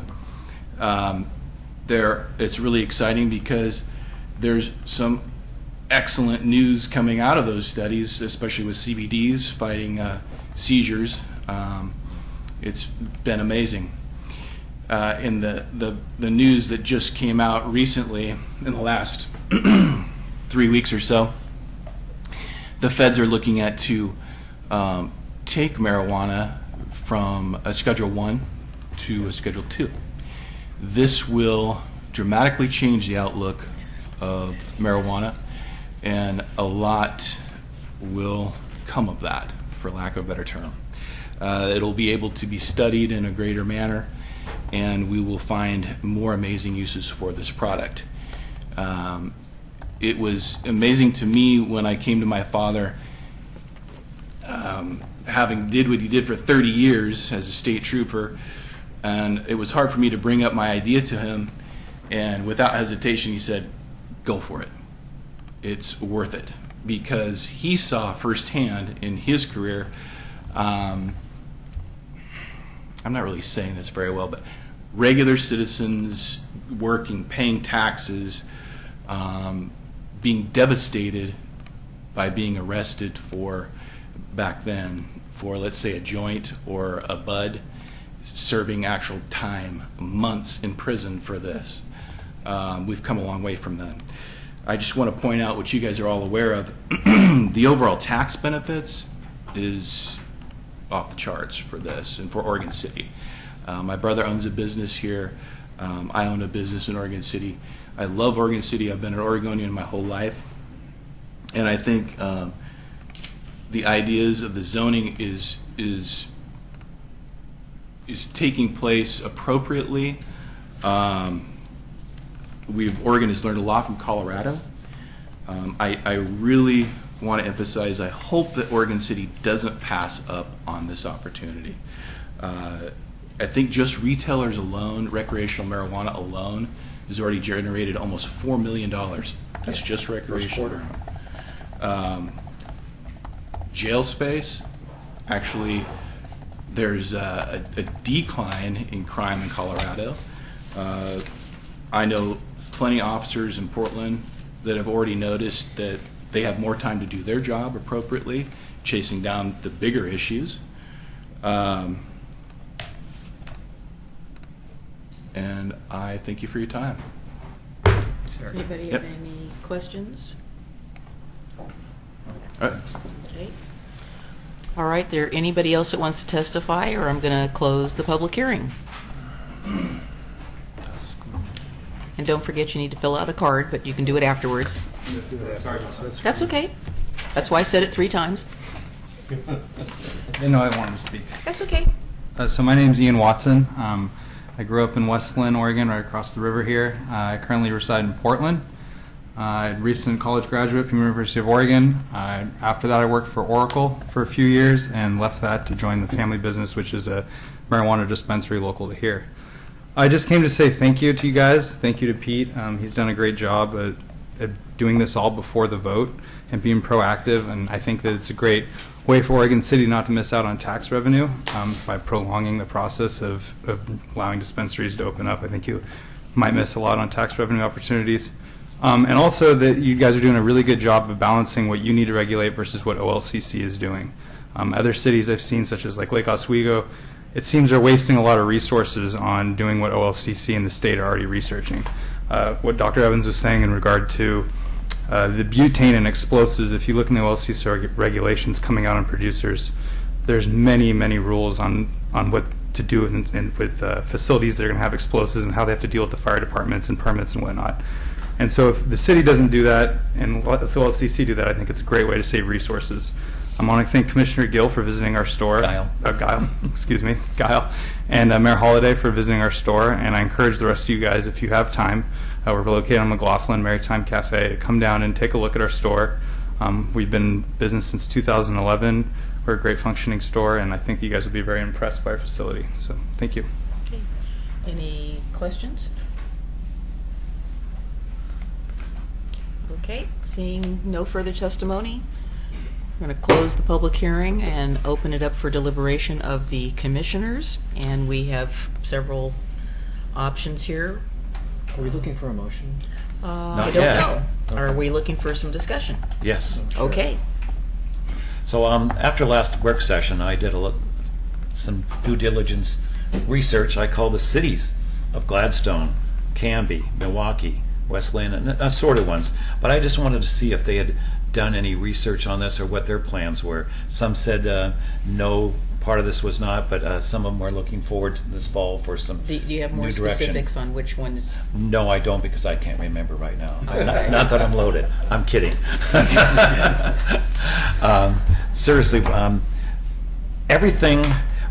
The biggest objection I had last time was something that was on the wall here saying that no personal grow operations for anybody, and that was part of this code. And I went through this tonight, and it says regulations for marijuana business draft code, marijuana business zoning, a retailer permitted, producer, processor, wholesaler, and almost everything. I looked at the slides, and it said temporary ban on business is slide 2, or this or that. It was all about business. And last time I heard that that we were going to regulate it so that nobody could grow any plants outdoors.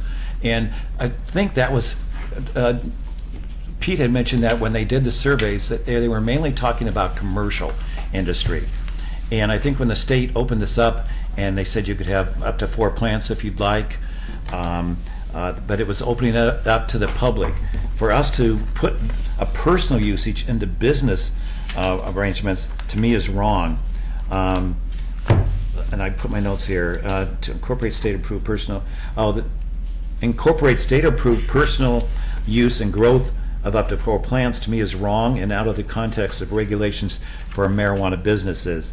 Even the vote this fall is about the business of marijuana, not about personal use or growth of it. And again, not a marijuana grow operation, just some plants on your backyard if you wanted.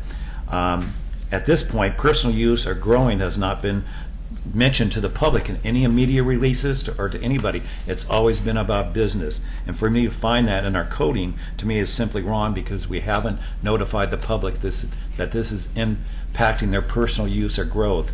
Now, we did discuss it at some length during the last work session here, and there was all kinds of things that were brought up, and I point to something that someone took some good notes here, Peter or Laura, and they said consideration of adding setbacks for outdoor grows. In other words, I said I can understand not wanting to have it in an apartment where right over the wall you've got a neighbor, or smaller properties. But when you have 10,000 square foot lots or bigger, having 1 or 2 plants in your backyard.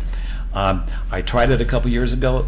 No one even knew, because you couldn't even smell it. That was illegal then, wasn't it? What did I just say? I'm kidding. I'm kidding. At any point, what I'm getting to is that there was concerns about hopping fences if plants are outdoors. People hop fences now to steal all kinds of equipment from your yards, lawnmowers, etc. If grows are allowed outdoor, there will be uncontrolled access. Uncontrolled access to who? If you have a fence around it, people aren't supposed to be in your backyard in the first place.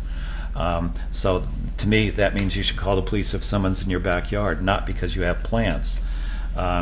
Concerns about property owners using weapons against trespassers. People have weapons and use them anytime now if somebody comes into their house or into their areas. There's all these things I could have gone through, smells, etc. 1 or 2 plants is not going to create that much of a smell like a grow may.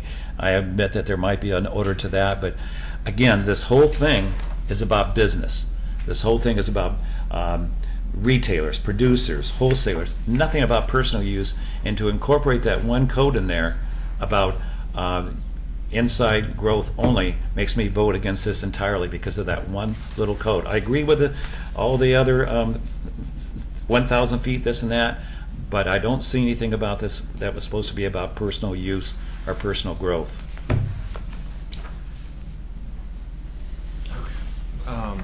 Go ahead. Sure. So I look at this, I can't help but look at this through the lens of health and the public health, and I firmly believe that cigarettes and alcohol are far more harmful than marijuana. I don't see a reason to disagree with Doug in talking about having a zone around the community college. I think generally, especially when you're young, that distractions like marijuana can just lead to being ineffective as an adult. And not that I think that there'll be long-term harm, but I think that those distractions just frankly aren't necessary. And the amount of youth that do go to the school, I don't see a big reason not to. Additionally, I think, looking at public schools generally, there's typically things where they want you to act a certain way, and I think that they would be fine with such a ban. That being said, I can see why we wouldn't have a zone around a public park. Frankly, because I imagine a paradigm where we're 20 years out and marijuana is legal as it is in parts of Europe. And are we setting a precedence where we have alcohol that's legal and cigarettes are legal without any places where they're banned? And a public park, it just doesn't make sense considering it's already illegal to smoke in a public park. And if that's what we're trying to work against, then we have a policing issue, not an issue about where things are zoned. Really, I just want to point out the enemy here is hard drugs, heroin, things like that are actually doing damage to our youth. And I think that if we're actually doing a public good if we can create channels of access where people aren't buying things illegally, as reflected in the pie chart, that they see that when they are of legal age and they can do things smartly, that there's a way to do that. Zach, did you know that in here in the code, because you weren't at the work session, was the fact that you cannot personally grow any outdoors in your yard? I did not know that. That was what I was just speaking about. No, I kind of want to see what staff comments on that, to be honest. Mr. Mahoney, any thoughts? Lots of I look at the purpose of the zoning code being for the health, safety, and welfare of the general public. And I ask myself, with the use of drugs throughout our community, and I agree with Zach, that there's that law of unintended consequences. And what is this going to mean to our police department in terms of enforcement? And what kind of message are we sending our young people, our youth, 4 and 5-year-old kids that look at their moms and dads smoking and drinking, and now they're going to have their buddies and their playmates looking at marijuana. I look at this from a moralistic point of view. Technically, I think the zoning ordinance, will probably, apply, and you could probably make it work. But I look at it from a different point of view, and I think that down the road that we may be sorry that we've done this, And from a medical point of view, I have no problems with marijuana being dispensed over with a licensed physician. I'm all for that. But to just open the door and let the floodgates go, I think we're just relaxing in an age that boy, anything goes. Just anything goes. And I'm on the fence. You know, I see where the new generation is headed, and boy, they've got me confused. I know they're going somewhere, but I don't know where. So Bob, why it's moral, you realize the state's already approved it, and this is only for business, it's not for personal use. Yeah, well, just because the state's approved it, and doesn't make it right. No, but I'm just saying our regulations are about business regulations. So, I'm on the fence with this one. I just need some more time to think about this one. I really do. I don't have any comments just yet. I have some more questions. I am not sure whether there are spacing requirements for OLCC outlets. I noticed in most communities there's only one, and it has to probably do with economies of scale, and there may be a requirement by OLCC. Is there a requirement for how many of these facilities you can have in certain places? Basically, as a local government, we're not allowed to require farther than 1,000 feet between retail facilities. Okay. So, do we have any provision in our code for spacing between these? I mean, I guess from my standpoint is that I don't see that we have a groundswell of, we don't have 50 people beating on our door saying we've got to have 50 facilities in Oregon City, because right now I guess they're all around us. So who allows, besides the county, what's West Lynn doing? Are they waiting for November? I don't know what West Lynn's doing. What's Gladstone doing? I don't know. They said they had no regulations. Yeah. And what about Lake Oswego? They have They regulations have some currently. regulations that, Okay, so they we've currently referred do. to, yeah. So the cities that are closest to us, including the county, we don't know about. Because I guess I technically, even though you described that to me, where the that's not Maritime that's not Cafe? Gladstone. They have a Is that not Milwaukee. Gladstone? They have a Milwaukee mailing address, and so just like I said, Burgerville is not in. When you leave Glen Echo, you are not in Gladstone anymore. You're in unincorporated Clackamas County. And we could find out what the regulations are, but we still couldn't tell you how many hypothetical. Well, no, I mean, I'm just potential kind of dispensaries curious they might about get. what's around us. Yeah, sure. Other cities. So, Denise. well, I agree. That's what I said. I wrote here. Do we have a groundswell of possible requests for establishing these types of businesses? Because I think the market is going to deal with it. I don't think you're going to find one on every block, because right now it's fairly. I mean, if somebody wanted to go to a dispensary, it's available. And we have had a fair amount of public meetings and open houses and things like that to talk about things like separation between specifically dispensaries. And that's the general consensus that we've heard. It's not, we anticipate having so many. We have one liquor store in the city. There's not the anticipation that we'll have 500 dispensaries, right? I hope not. Denise, I got a question for you. You raise a good point. Let's say that we pass these regulations as proposed or amended, and in November, the electorate says no. Then we don't do anything. Well, my point being, look at all of the resources that we've invested in staff time and effort, and energy, before the public has weighed in on this and made their decision known. And the other thing is, by doing this, are we influencing the outcome of the vote? Did I not see somewhere up here where the vote in Oregon City was 6,900 versus 6,000 or something? 6,100 versus 6,900. I mean, I think it was relatively. Anyway, I think the comments that I've had from members of the public have asked me about that too, and I said, well, here's the deal: we can either be ready, or we can get caught with our pants down. And I said I would prefer to be ready if and when it should pass. If it doesn't pass, then it's basically, in my opinion, no harm, no foul. We've done our due diligence. We've said, okay, if the community wants this, then we're ready to implement. I think we would not be doing the community a service if we did not do anything, and then let's say it passed, then it could be sort of helter-skelter, so to speak. So I don't have any problem with us spending the time and effort on this, because I'd rather be prepared, like a good Boy Scout.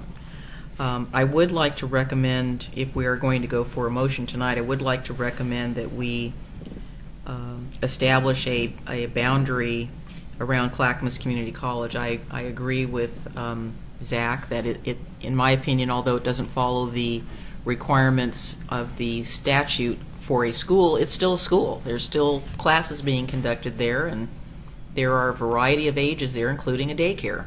And I guess I would like to see something, let's put something in this that makes an exception. I noticed that we have 3 members here that aren't present. And that could be on purpose. Well, one of them's on a I trip. wouldn't blame them One for of that, them's, but I'd like to put them. I'd like to put them on notice. And 2 of them are on trips. We know that. But I'd like to see us continue this to let them at least have the opportunity to vote on this. Do I have to repeat my whole speech again? I hope not. Well, I will, every single time and before City Commission. So I guess I'd like your opinion about whether we want to recommend, at least at this point, having a larger boundary for Clackamas Community College. I don't have any problem with that. And I could go along with that. I don't have a preference. I'm more concerned about the other. Okay. So you have a consensus of at least the 4 of us that we'd like to establish if we can, a boundary for a similar boundary. Continue. But it's a 1,000. We're saying that. What do we have around schools right now? 1,000. 1,000. Yeah. Nod yes if you think that's a good idea. I think. If you want to open You up. can't speak. No, I don't want to open. I said just nod if you think that's a good idea. I'm comfortable with 1,000. You're comfortable with 1,000? That's fine. Comfortable. Okay, all right. If they want 1,000 them it to go, is. okay. And then do we also have direction on the whole outdoor issue, whether marijuana ought to be allowed For for personal personal use. cultivation? I'm not in favor of it being allowed outside. I don't care if it's for personal or for business. I said that on the record last time. So what's the file number on this? LLLE 16001. So Commissioner Guile is correct. All of these regulations really deal with marijuana businesses Right. with the one exception, which is no outdoor personal cultivation. And I would think you'd need a notification process official to the public, because right now they think it's only business. If they knew that the state had approved for personal usage and personal growth of up to 4 plants, and that Oregon City was planning on taking away that right to grow those Nobody's outdoors. saying that Oregon City No, is but it's taking part of the away code. the. But We're it's part not of the code taking for away their outdoors. ability to have 4 plants. But saying that they do it outdoors, this is business, it's not personal. Pete, can you talk about the You're misstating it. So Pete can tell you the notification process thus far, so it was a part of. Laura, specifically the question was whether or not outdoor growing is allowed for personal. Yes.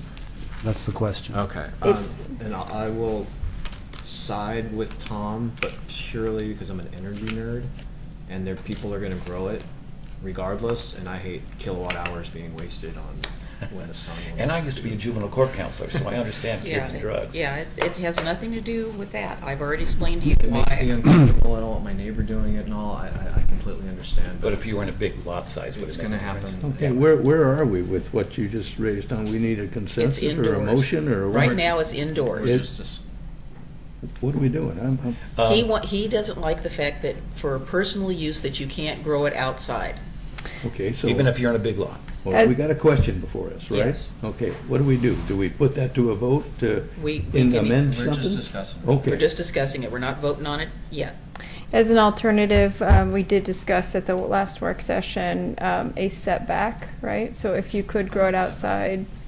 And people are going to grow it all year round. It's just going to be a summer month if they You want start to. talking about setbacks, you probably ought to bring in Yes, they the are. issue of lot sizes, because we have different zoning, residential lot sizes and things like that. Exactly. And I We said- don't have big lots in my neighborhood like you do. Well, that's why I said- we are sitting on top of each other. That's why I said condos, apartments, R3.5, something with R10 or higher.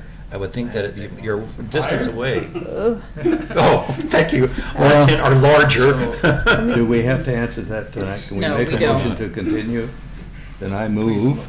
So do you want us to, we're hearing that we ought to, you're potentially continuing this, and we ought to put a 1,000-foot buffer around Two of us said yes. the college facility? Yes, that we have a consensus of the four of us on that issue. On that campus. On that campus. I don't know if there are other ones, but just that campus. And then also, we're leaving the regulation as it stands for outdoors, but we could come back with an alternative with some type of 5-foot setback or something like that. 5 foot is 100 nothing. feet or Meaning, something. you know. Yes, if you could provide guidance. Okay. Okay. All right.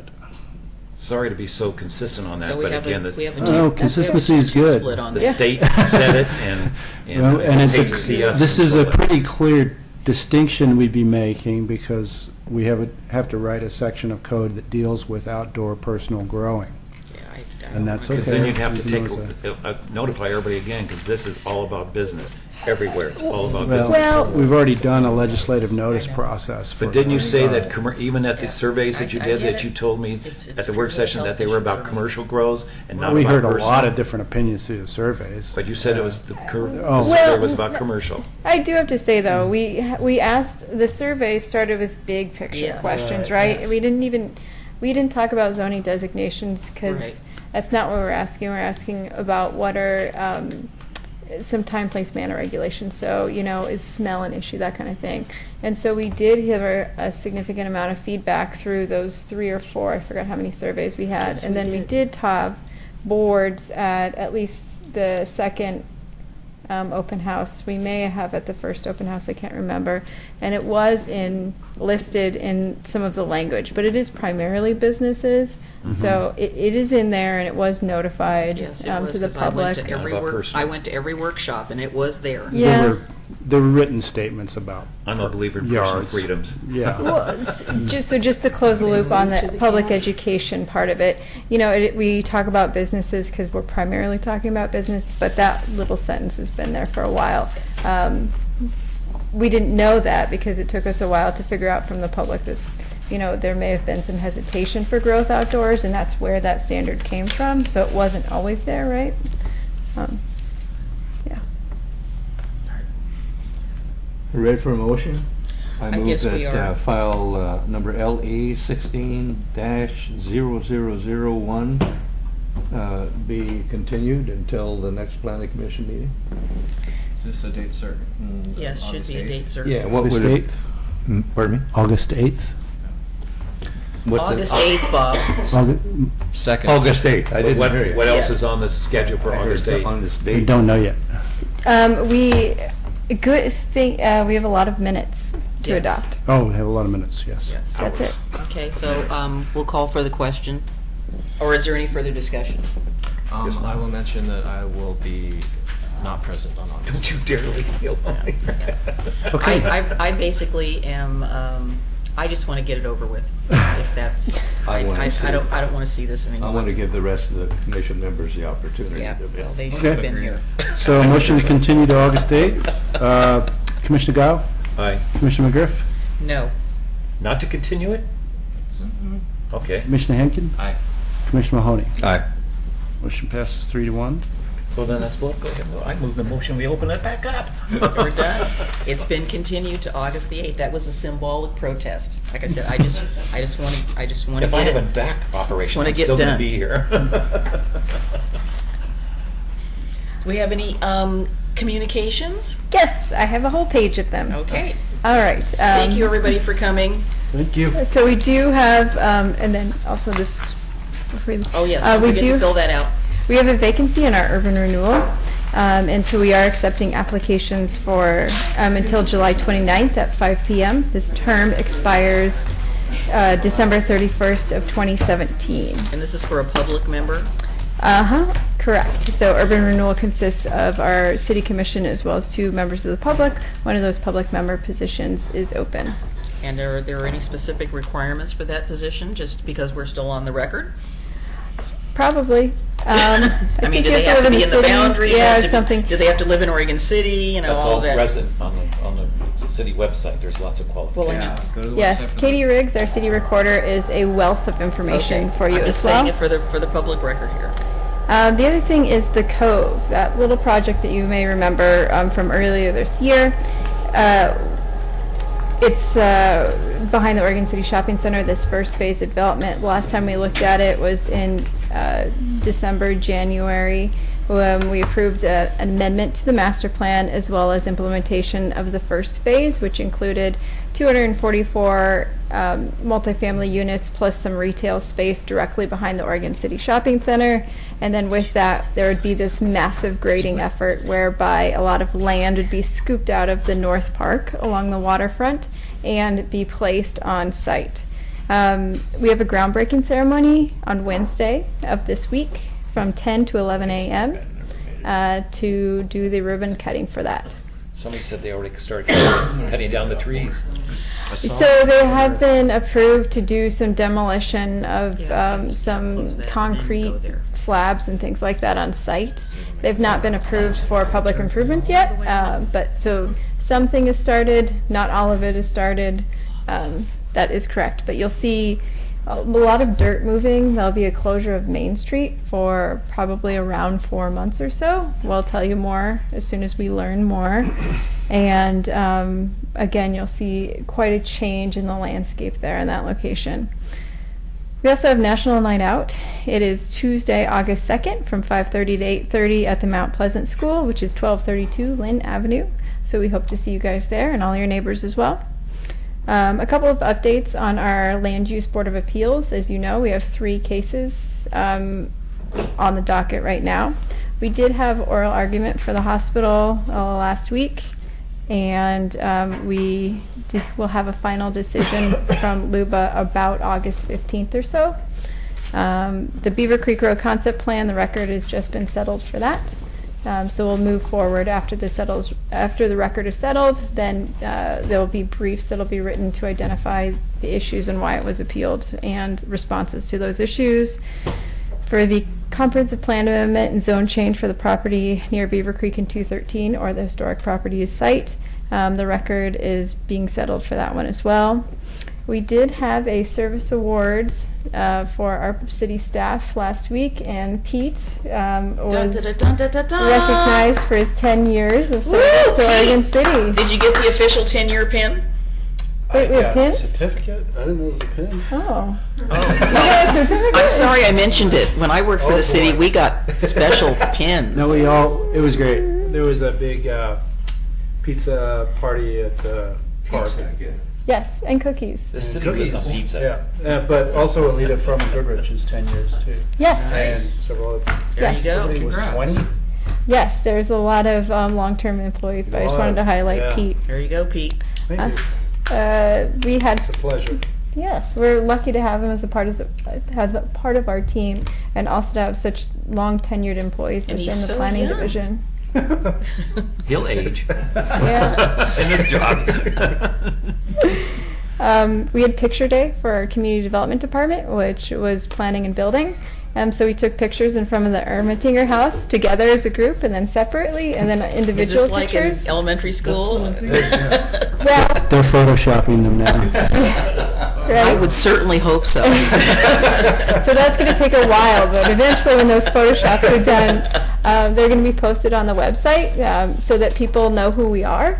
And we're really trying to make an effort to be more approachable. And really with our inspectors too, we're going to be in people's homes, right? In planning, we don't usually go in the home, but we go around the home sometimes. And it's nice to know who we are and be able to verify our identity. So we'll have name badges, which we already have, but they'll have our picture on it. And then we'll also have everything on our website and little bios for at least those in the planning division with hobbies and stuff like that. Concerts in the park are going well. Last week we had about 2,500 in attendance, so quite a bit. We look forward to continuing those all summer. The library opening date has been revised slightly, so it'll be July 27th. I believe it was anticipated for July 20th. Yeah, So it's going to be later. a little bit, a week, but it'll be well worth it. And then also, next planning commission hearing, when we have the continuance of this, we will have adoption of minutes. Then you'll get a little bit of a break. There's no land use items that have been submitted at the moment. We're working on completeness for a conditional use. But other than that, you guys have worked so hard, and we've had so many work sessions and early nights all summer long, so you may get some time off. Yeah, we anticipate maybe some annexations in the future. So if but you're getting your back done, you can do it then. Oh, I'm not going to miss the next meeting for anything. Let's see now, where do you live? Even a frontal lobotomy. That could be arranged. That's all I have. I know people. All right. All right, thank you. Anything else, gang? Zach has to be here, though. You want to adjourn, don't you? I wish. Meeting is